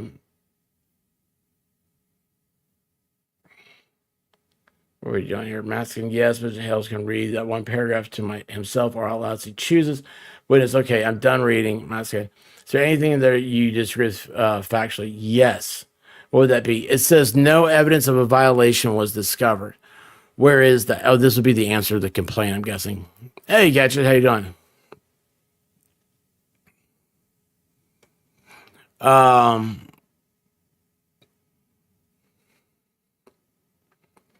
Line 2 and 3 in that paragraph, no evidence of violation was discovered.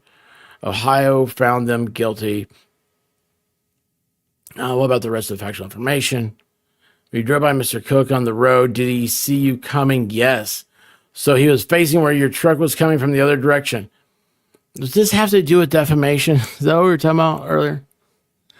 He heard me, saw me. Both Cook and Preston both heard and saw and even slowed down to give the opportunity for them to get on their own property because John Cook was in the middle of the road, which he could not be on the road within 500 feet of myself or George based on the Ohio Civil Protection Order. Let me understand, are you saying that before the truck reached the point of the road where Mr. Cook was on the side, you had slowed down and he knew you were coming? Yes. So can you describe that? Because we've seen videos of this, but they begin at a certain point in time. So why don't you tell us what occurred prior to the beginning of the videos we're familiar with? I literally just did. You can hear the truck. You can see the truck. He slowed down. We slowed down to give an opportunity for John to get into his own property because he's on, if he's on his own property, he only has to be within 10 feet of me and George. He refused to actually go on his own property. And how long did this, interaction last? I did not time it. Oh, this is so bad. See, why didn't you just not proceed in normal rate of speed past Cook and continue our way? Because I'm polite. I gave him the opportunity to actually comply with the civil protection order. And him, according to you, having refused to do so, why did you not just drive past and continue your way? Let's back up. Not according to me. According to a court, he refused to. He was found guilty of breaking the civil protection order. Can we agree on that? So unless he breaks, I'm not done yet. Let's use the phrasing appropriately because he was found guilty by the courts. So my life doesn't change based on the protection orders. Their lives change based on the protection orders. They're the ones that broke the law. They're the ones that had the consequences of breaking the law. Even as such, my life doesn't change. I've still been polite enough to give them an opportunity to actually adhere to the CPO. Yet they did not have, and I have to film every single time I drive by that property for my own protection. An individual who posted, and you're well aware of, he's going to shoot me in the face and feed me to the gators. Maskin. So initially you had to slow down and telling us here that they knew you were coming, chose not to remove themselves from the road, correct?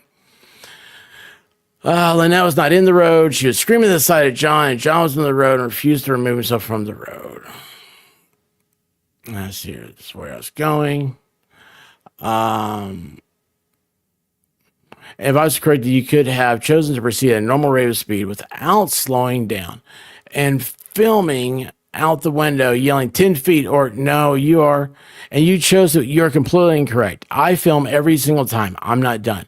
I film every single time. Your clients have both threatened to shoot me. Your clients have said the most horrific, horrendous things about me. I film every time I even think there's going to be an opportunity that they're around for accountability. They have continually broken the law. They continually have broken the law. They have put my life in jeopardy. They're put George's life in jeopardy. They put other individuals' lives in jeopardy. They've put fans in jeopardy. They put viewerships in jeopardy. They put individuals in Otter Creek in jeopardy every single time. I have to film for protection, for my loved ones' protection, for the people that I care about, protection, because they are unhealthy, unhinged, insane individuals who are threatening our lives on a daily basis. Don't you even try and start this stuff that I don't have to film when you would film every single time you drove by someone who threatened your life to end your life, to shoot you in the face, to feed you to the gators. Don't you even try this stuff with me, you incompetent fool. I don't know if I'd call him a fool.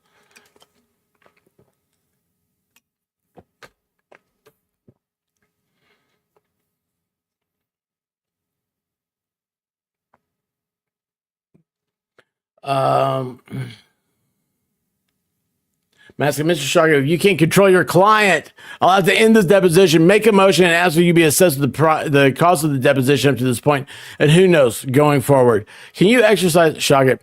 As you set the grounds on masking some steps to control, Shockett, I moved to strike what Mr. Maskin just said.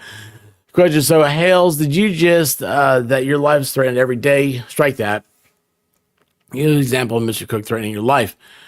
We have provided him with evidence of Cook pointing a gun at me, okay? You've already looked at Lynette saying she's going to pop a cap in my ass. Oh, wait, that's right. He also has the screenshot to share and others in the group, probably including him, because he's the Grand Master.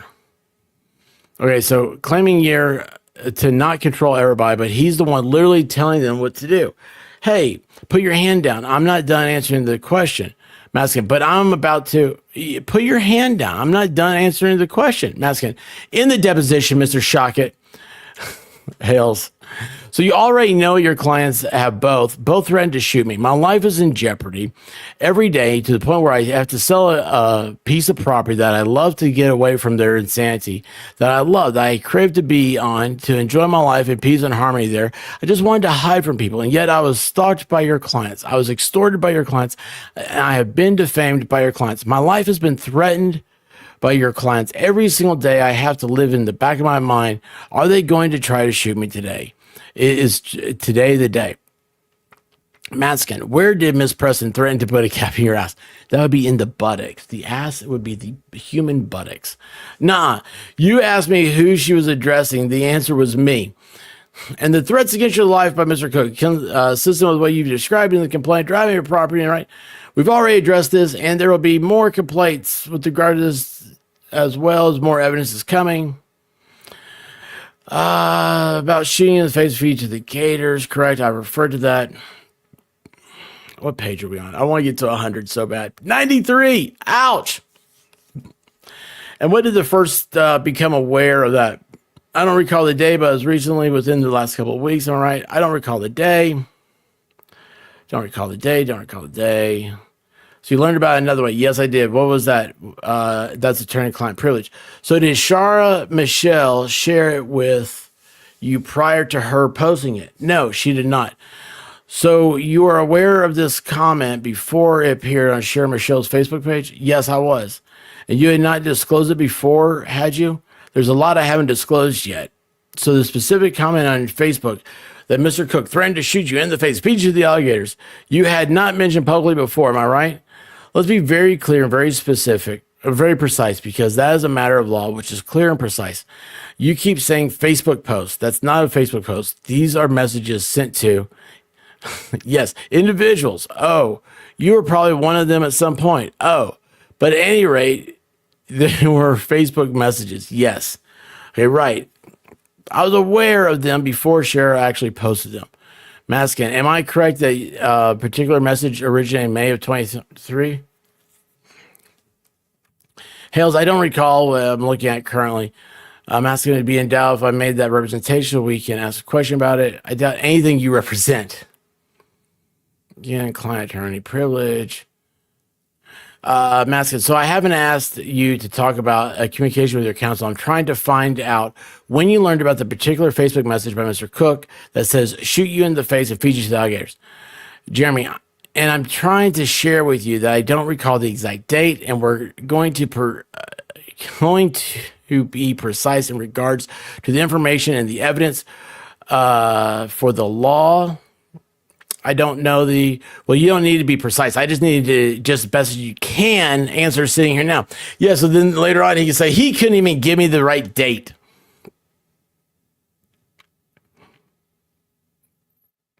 Yeah, I'm trying to pick up the pace. Let's go. Well, I don't want to know the exact date. Do you recall the exact year? I don't recall. You know what year it was, when 23 or 24? I don't recall. So if you only learned about it in the last month, you wouldn't be able to confuse which year you learned it in. So we're in late 24, right? Is that a question? Strike that. So from whom did you first learn about the existence of this message? I won't be sharing that. What was the message sent to you by? Who was the message sent to you by, Mr. Cook? I won't be sharing that either. But this is a deposition. It's your lawsuit. It's your evidence, and I'm entitled to the information. Inappropriate timing to receive the information. Question, this is exactly the time for me to receive the information. Hales, let me share again. I won't be sharing that. All right, question, I just have to move on from this. I'm going one more time to very clearly ask when and from who you learned the message that Cook had sent. Jeremy, just so you're very clear, this is attorney-client privilege things that have been discussed, and I will not be discussing that. Shaka, don't waive attorney-client privilege. If you have to rely on anything that I've told you or Doremus told you to answer the question, don't answer the question. But if you can answer a question without, do it. Matskin says, so is it or is the case be surprised with message your counsel? Blah, blah, blah. Shaka, are you that? What are you not trying to answer? That was pretty dumb. So, is it the case that you were apprised of this message by your counsel? What?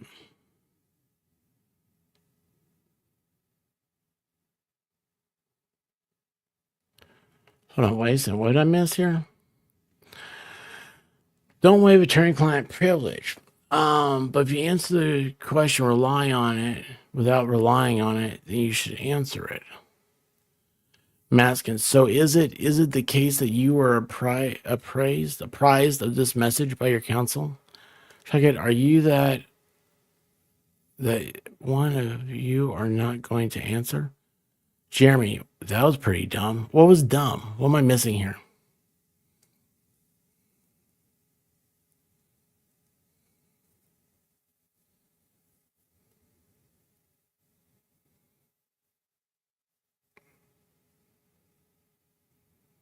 Nah, I don't know about that T-42.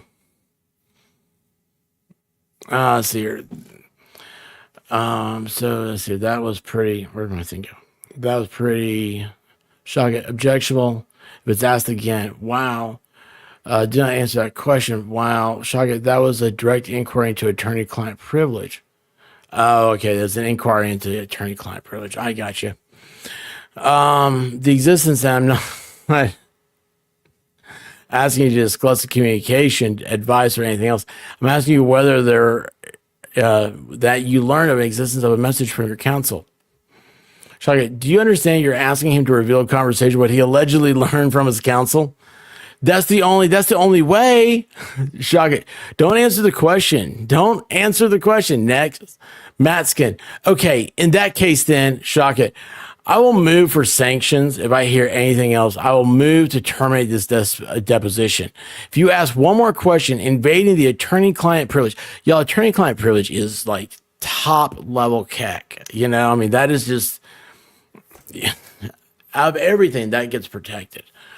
We're going to move under Rule 30, as I emailed you this morning, to give you fair warning about before the deposition started. I'll refer to that email here on the record that if you ask him again one more time about an attorney-client privilege conversation, about what he learned from that conversation, we're going to move to terminate this deposition and take it to the right to the magistrate. As a matter of fact, we'll call the magistrate if you ask that again. See, that's what I said earlier, like you just call the judge up. Now it's gonna, okay. Let's see here. What you wrote when you wrote the complaint. Oh, hey, we're on 100. When you wrote the complaint, that was in March 24, and you referred to statements by Mr. Cook, Mr. Preston, some of which were, quote, point, time of existence, and this message was shooting in the face. I don't recall. When you're in court in Ohio for a motion of contempt, from my recollection, I was presented a motion of contempt based on multiple, not just my question only pertains to this particular incident. And that is it. We're on 101. And I'm going to stop because y'all are worn out. I'm worn out. And that's that. Holy cow, man. Oh. Yeah, Angie, what you got?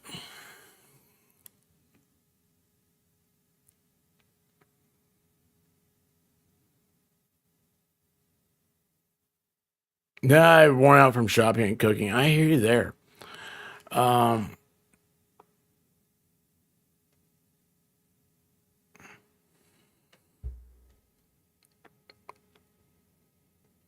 Let's go. I'm not home yet, though. Well, I'm not leaving. Let's see here. Let's go. I mean, we can just skip.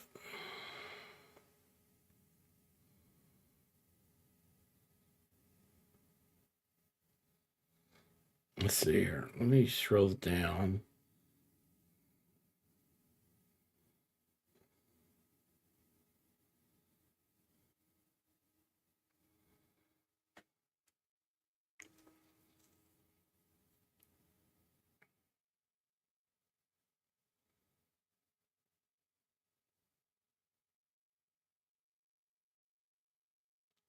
Oh, this is a good one. This is good. All right, here we go. Look at this. We'll skip down a few pages. So, okay, my first question about the signs, Mr. Hales. Other than Zim Paget, Teresa, and Stephen, what are you aware of any individuals that saw the signs where they were posted?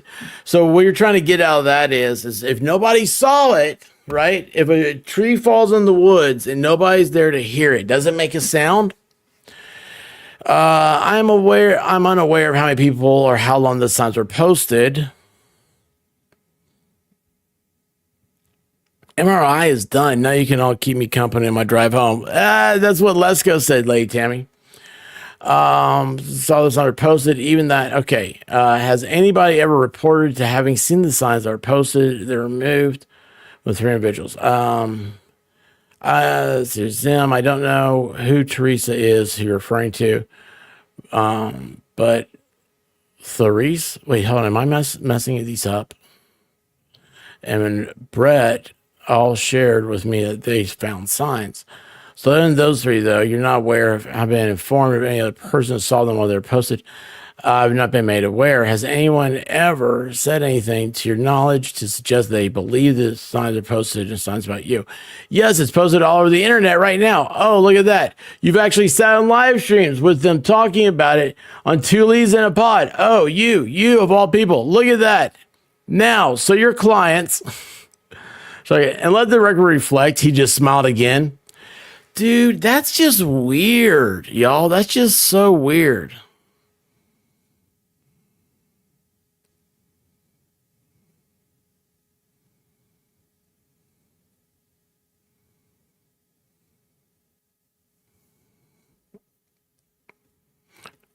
So Angie, she had Silverman as her lawyer, the first to have all of her issues that brought this into federal court because the Thomases, let's see here, Shaka, and let me record reflect, she just smiled again. All right, your clients have posted defamatory signs. Don't you still speak over me? Your clients have posted defamatory signs which have spun out of control from their other hate, posted all over Facebook, posted all over YouTube, posted everywhere in regards to saying that they believe this.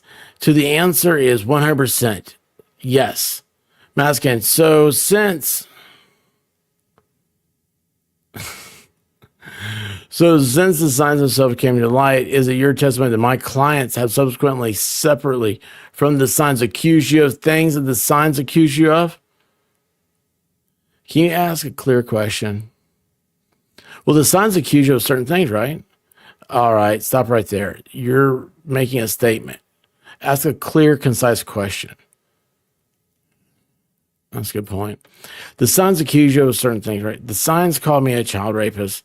The sign states that I raped their daughter. So your question is, other than the signs, are there other instances of Mr. Cook and Miss Preston making same or similar such accusations against you? There's so many defamatory, Jeremy says, there's so many defamatory things said, thousands upon thousands of texts, thousands upon thousands. I'd have to spend weeks going through everything to say it. You'd have to give me this question and let me take weeks and weeks and weeks to pull everything out to go. Here's what they said. Here's what they did. Here's what they did. Masking, yeah, but that's called written discovery, which we've propounded and has been responded to. Yeah,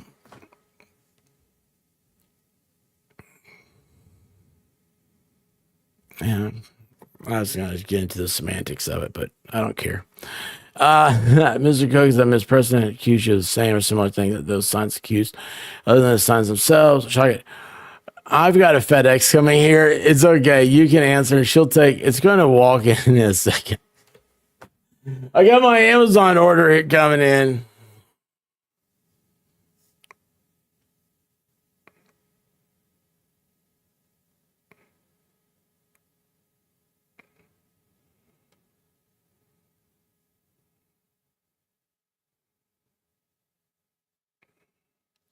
Angie, I don't know if she has a contract with Silverman.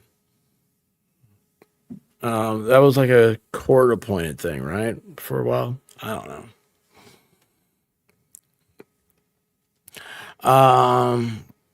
And it's hard for discussion off camera. Witness. Randy, I'm not done with the answer. So we unpause. I've finished the answer. Okay, go ahead, sure.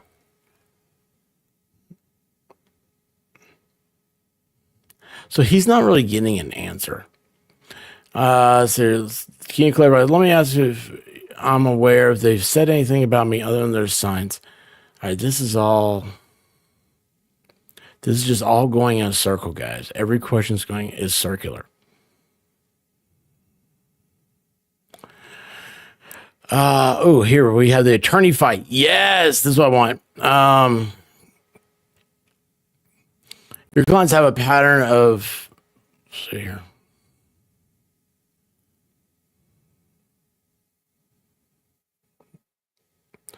I go on and on. There was about Jamster, Jamie Starr Johnson. Now they didn't get what they wanted from Jamie.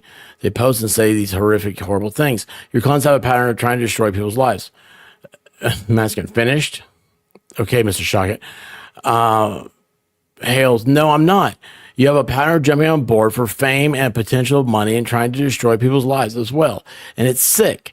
It is sick. Maskin, finished. Ms. Shockett, I'm Shockett. I'm not on deposition counsel. Please, next question. Maskin, I'm going to be seeking at least a portion of this transcript to be paid for by Mr. Hales when ready. And I'd Shockett. Move to strike. Maskin. You try, like you to. I'd like you to ask your client to. I'd like to control your client. I'd like you to control your client and ask him to answer the questions and not go on tirades.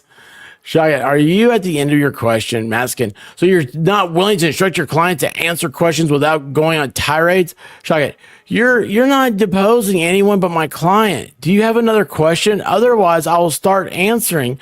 I'll start the cross.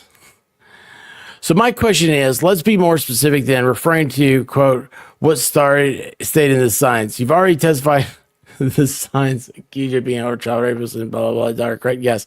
Your words to Cook, Preston subsequently discovered those signs, making any statements similar. We just went through all this again.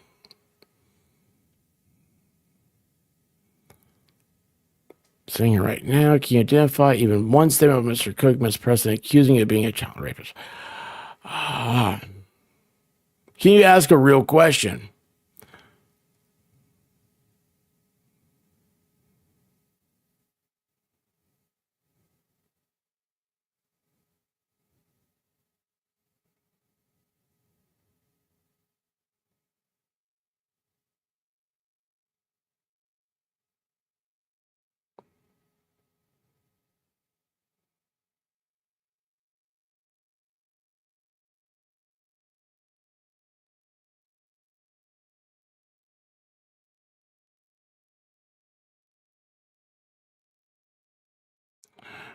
See, no, it's just going over and over.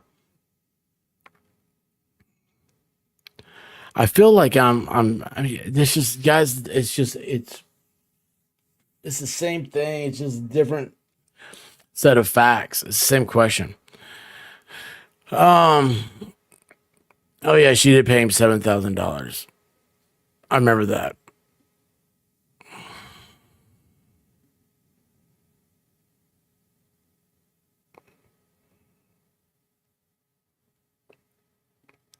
Yeah, that's crazy.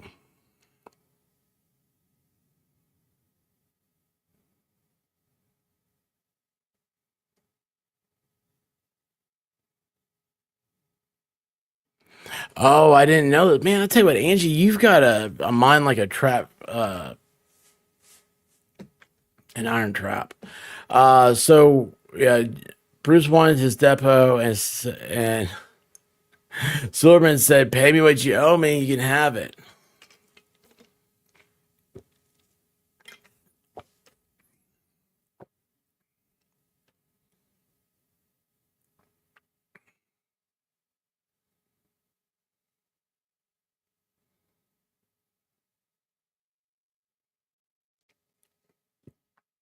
Yeah, that's what I was looking for, where that was. So we're on 213. Remember this. And what I'm going to do is, like Rosalind said, it's like, I said, we're on 113. She said 213 was really good. That's what I wanted to see.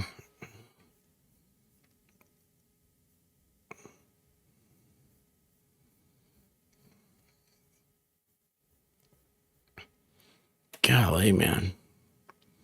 I know there's a way I can type in what page I want, but you know what? I'll do this so you guys know how to see how poor I am at doing this stuff. Let's see here. That's 196. I want to see what the thing is that Rosalind was talking about. It's so important.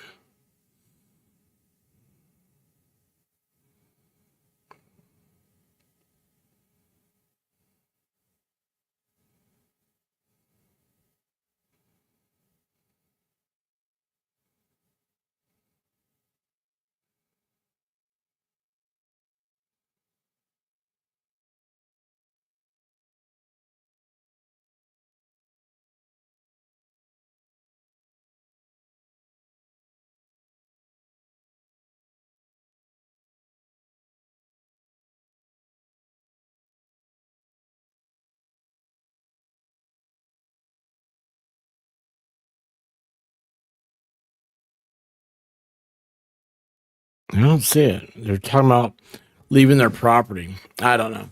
213 were Bruce admitted they wrote all the signs. 213 is?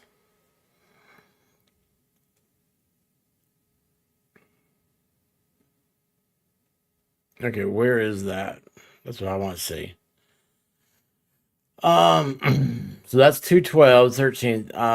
They did not pass it. So in the space between the front of your vehicle and the front of their vehicle at the time they spotted them, street they could have turned into. Yes. And where was the side street relative, where your car was? It closer to yours or theirs? They were right at it. Would they have made a right turn from them? They would have made a right. Meaning if you're going to go on that side, you'd have made a left turn? Yes. All right. And what is that side street called? I don't know the name. How far down the entrance is Turtle Purgatory on that side street? I don't go out and measure. I was like, say, yeah,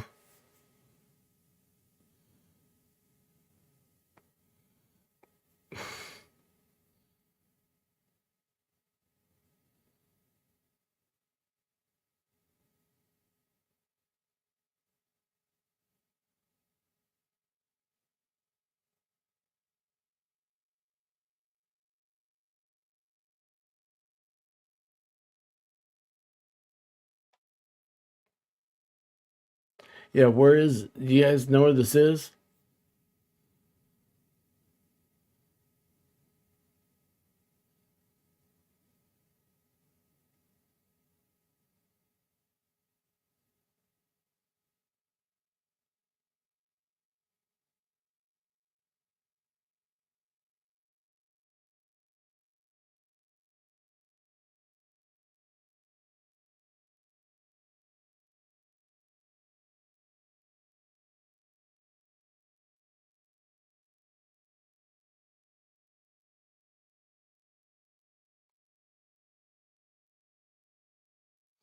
Yeah, I don't see where there's anything about the signs. Well, I mean, what am I control Fing? It's what am I looking for? I'm on 215. There's 214. There's 213. I don't know the search term.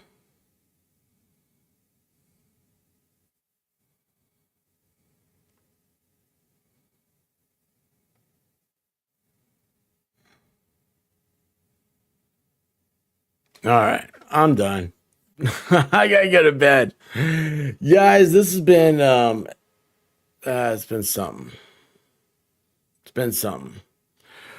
We'll figure out more, but you guys want to do any more? The minutes of the signs were back where you were before. Where was I before? Where was I before? That's anywhere from page 1 to page 213. Defamatory signs? Oh, it's page 122. I was just there. All right. Now you guys have me. Oh, you got me now. Oh, you got me. Oh, hang on. No, I'm not going to do that because I got to scroll because I don't know how to do it any other way. What was it? 122?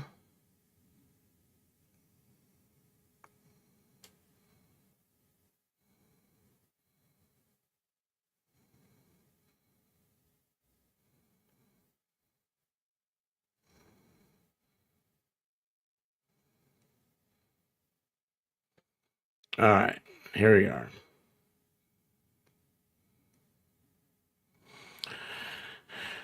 All right, let's see here. 123, 120, no, 121. Oh, it's of those filed. Hold on, is it 122? Right here, 122? Read something. So, right. So, well, you're already admitted, I believe, in responding to written discovery. You can confirm that we can look it up. You're not claiming that Mr. Patrick, Mrs. Zim, or the Gangers believe the statements on the signs, correct? You're not claiming they believed any of it, right? I can't claim what another person believes.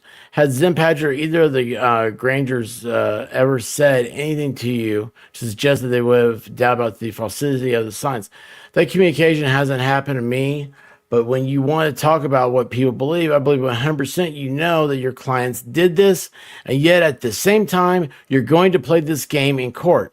I believe 100% you know they did this, and you're playing this game in PR and all this and the what the hell's ecosystem. You believe you know what you believe because you know they did it. I 100% believe that you know that 100% they did it. You know 100% they're guilty. I believe you 100% know they're guilty. You want to keep talking about what I believe. Okay, so I'm going to give you all of that. I'm going to give you all of that. And I'm just trying to get to the issue of publication. So I'm giving you all of that, what you just said. Good for you. Now, can we move on and answer my question about publication of the signs of defamatory information?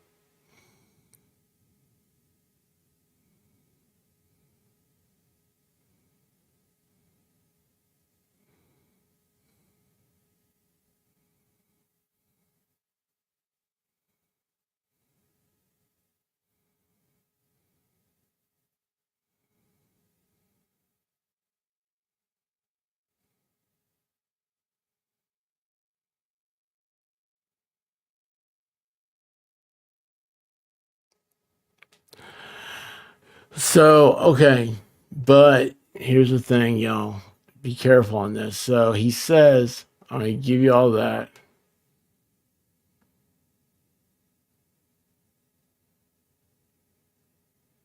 So I'm going to give you all that. Good for you. Now, can we move on and answer my question about publication of the signs of the defamatory information? It's about the public. Hey, Shelly, how you doing?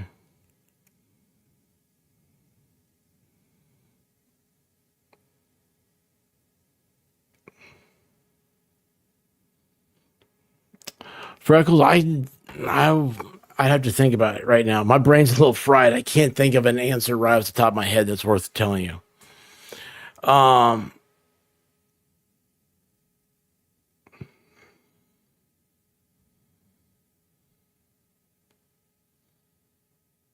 So yeah, it's true. So yeah, I know that these people, I know that they made these signs, but my question is, was it defamatory?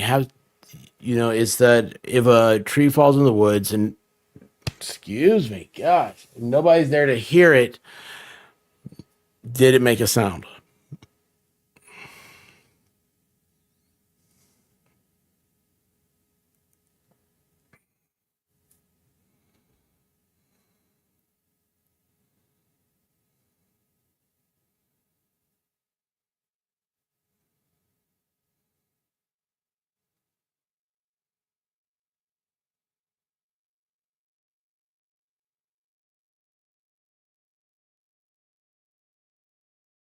Yeah, first of all, is this what you're saying to read, Angie? Starting page on 16 right here. How'd you be able to determine, given the card row, blah, blah, blah. And then Jeremy goes, first of all, you're horrible at asking questions. You really need to work on this if you're going to be a professional lawyer. Or two, I'm going to use the Socratic method, which I assume you're aware of. So it comes from Socrates. You answer a question with a question. Now, in all reality, you're in charge of this deposition. This is your deposition, but I'm going to ask you the same question. How in the world can you confirm that nobody saw it? Oh, wait, that's right. You can't. I guess you can't. That's the reality. You cannot confirm. I'm answering your question, and I'm using the Socratic method. Socratic method is you answer your question. How can you confirm that nobody saw it? How can you confirm that no damage was done to my reputation? How can you confirm who did and how many people? Who did and how many people? How can you know you can say you can't, you can't report? Can you please slow down? Jeremy, people drove by, people saw it. You have evidence that at the bare minimum, 3 people saw it and that I was made aware of it. At the end of the day, the jury is going to have to make the conclusion. Masking. Finished. All right. Do you understand that that in your lawsuit that you have the burden to provide evidence to prove your claims, including damages? Absolutely, yes. And again, do you understand that in this lawsuit you're claiming defamation in the form of these road signs? And one element of your claim is to prove that they were published causing damage to you. That's what I was saying earlier. Hey, Liz, what's up?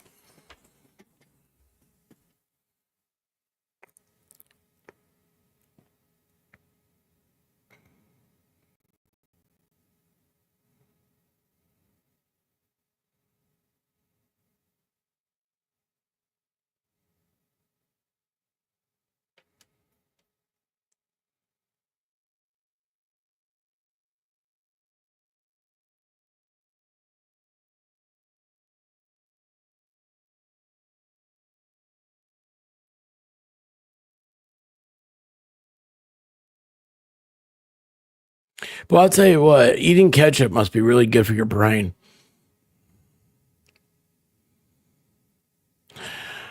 So ask a question, whether you like my answer or not, you're going to get my answer. That's the answer is the magistrate has already stated these things are so horrible damages, don't need to be proved in the complaint. That's how horrific it is. Well, you may be right, but if I may, I'm going to hypothetically assume that for the sake of my argument, for the sake of this question, the magistrate hadn't examined the issue of the publication. That's the question that I have. So my question is there any way to demonstrate that any single or multiple individuals driving by saw those signs? Yes, 3 individuals other than saw the signs up, other than those three individuals. 3 is too many. 2 is too many. 1 is too many. It's horrific. So you have no evidence that you can provide this case other than a person drove by and saw those signs. Any such objection of form calls for a legal conclusion. We're back on that track again. Competence. That was a fact question. Can you read the question? I'll listen. Jeez. Same objection after being read. Answer question subject to my objection. What's the question again? Do you have any evidence you can produce in this case that anybody other than these 3 individuals drove by and saw the signs? Common sense. Okay, thank you. Which I believe the jury will have and hold on to. By the way, we'll go out to 1 if that's okay, and then take 45 minutes. Alyssa, is that above standard? I have a shorter lunch too. That's fine. I can have a shorter lunch too. That's fine. Gentlemen, did that work for both of you? So you know this is a federal court deposition. You have a time cutoff. You know that, right? When it's no, he doesn't know it.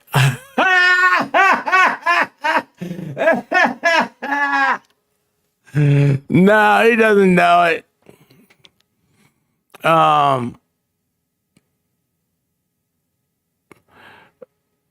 Well, I understand. I mean, do you want to have lunch or not? You want to have lunch? Let's get it done. Okay. Oh, you don't want to have lunch. We'll have lunch.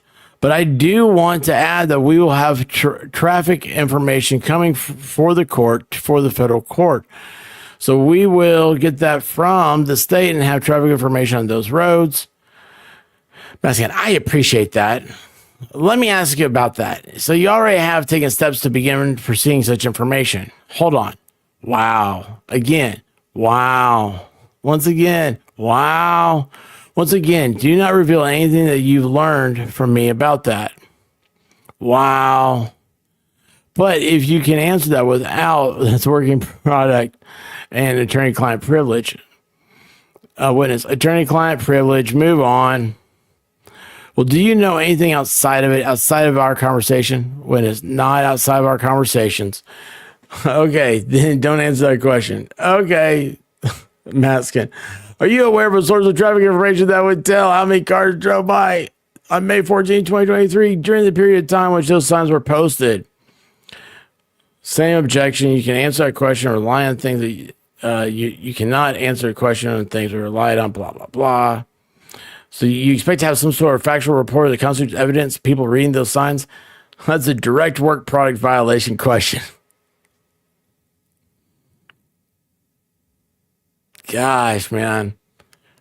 Okay, this is.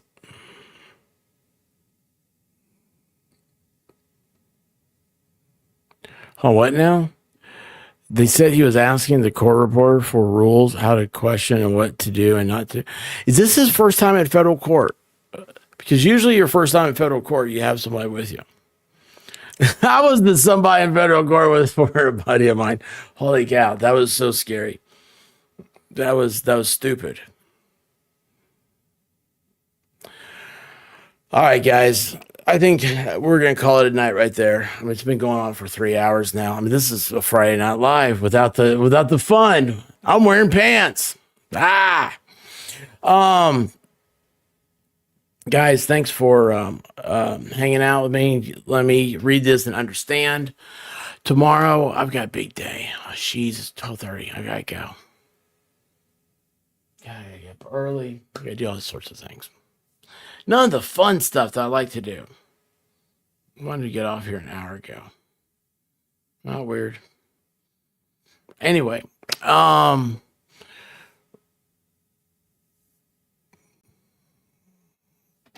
don't know what's happening next. Did you guys say something else dropped today? Was there a new thing that I need to be on the lookout for? Yes, I did get presents. Freckled ginger. Oh, wait, you know what?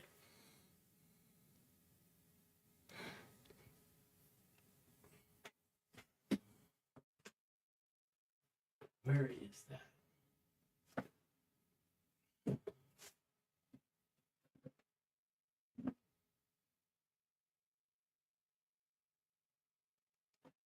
Where is...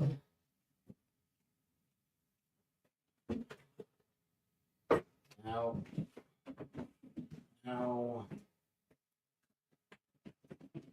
No.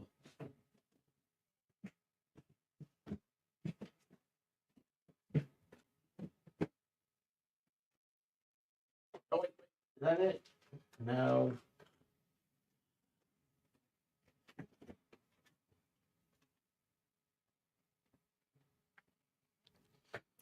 I have a UV light somewhere.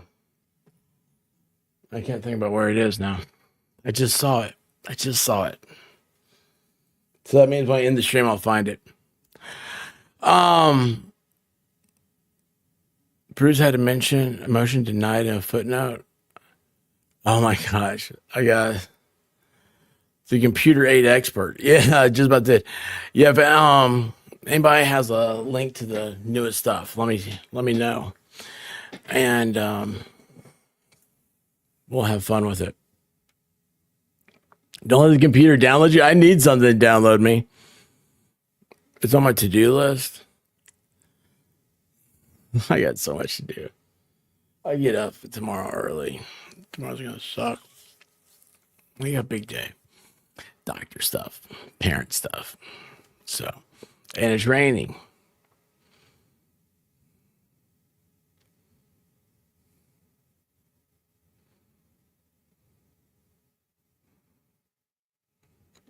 Oh, yeah, 3 denials in one day. Oh, wow.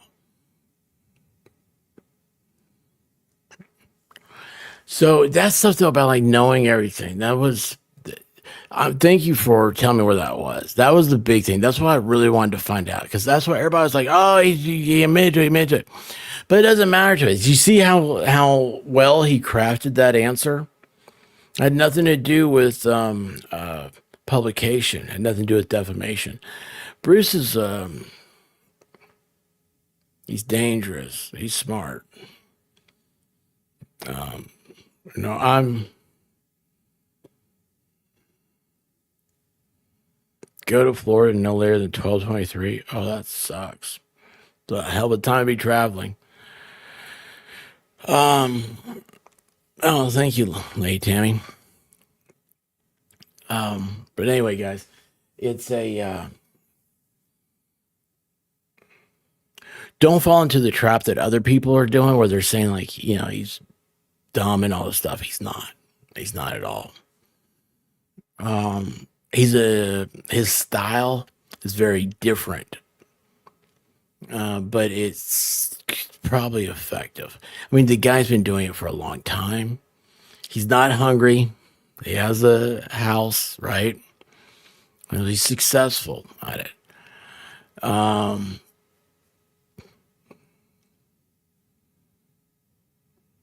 Don't jump into the ocean and think the sharks won't get you. So. Oh no, not a bucket snake.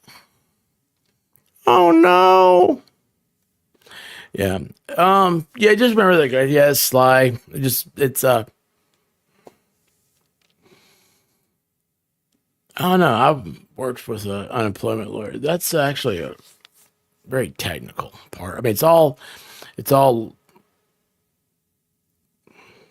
legislated, it's all forms, but man, you gotta get it so it's annoying, man. You gotta be a details person. I'm not a details person.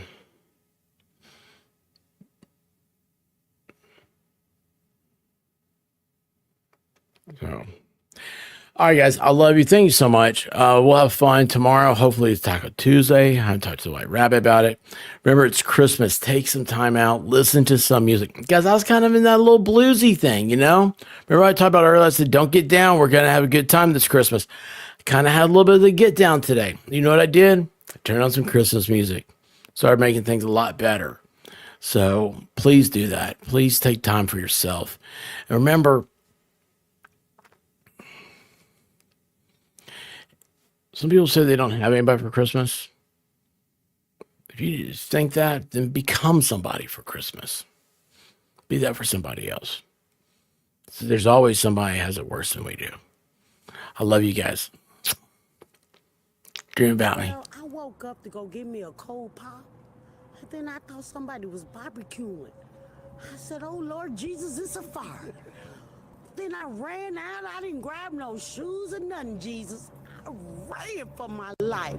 And then the smoke got her. I got bronchitis. Ain't nobody got time for that. Ain't nobody got time for that. Ain't nobody got time for that. Ain't nobody got time. Ain't nobody got time. Ain't nobody got time for that. Ain't nobody got time for that. Ain't nobody got time for that. Ain't nobody got time. Ain't nobody got time. Ain't nobody got time for that. Ain't nobody got time for that. Ain't nobody got time for that. Ain't nobody got time. Ain't nobody got time. Ain't nobody got time for that. Well, I woke up to go get me a cold pop. Then I thought somebody was barbecuing.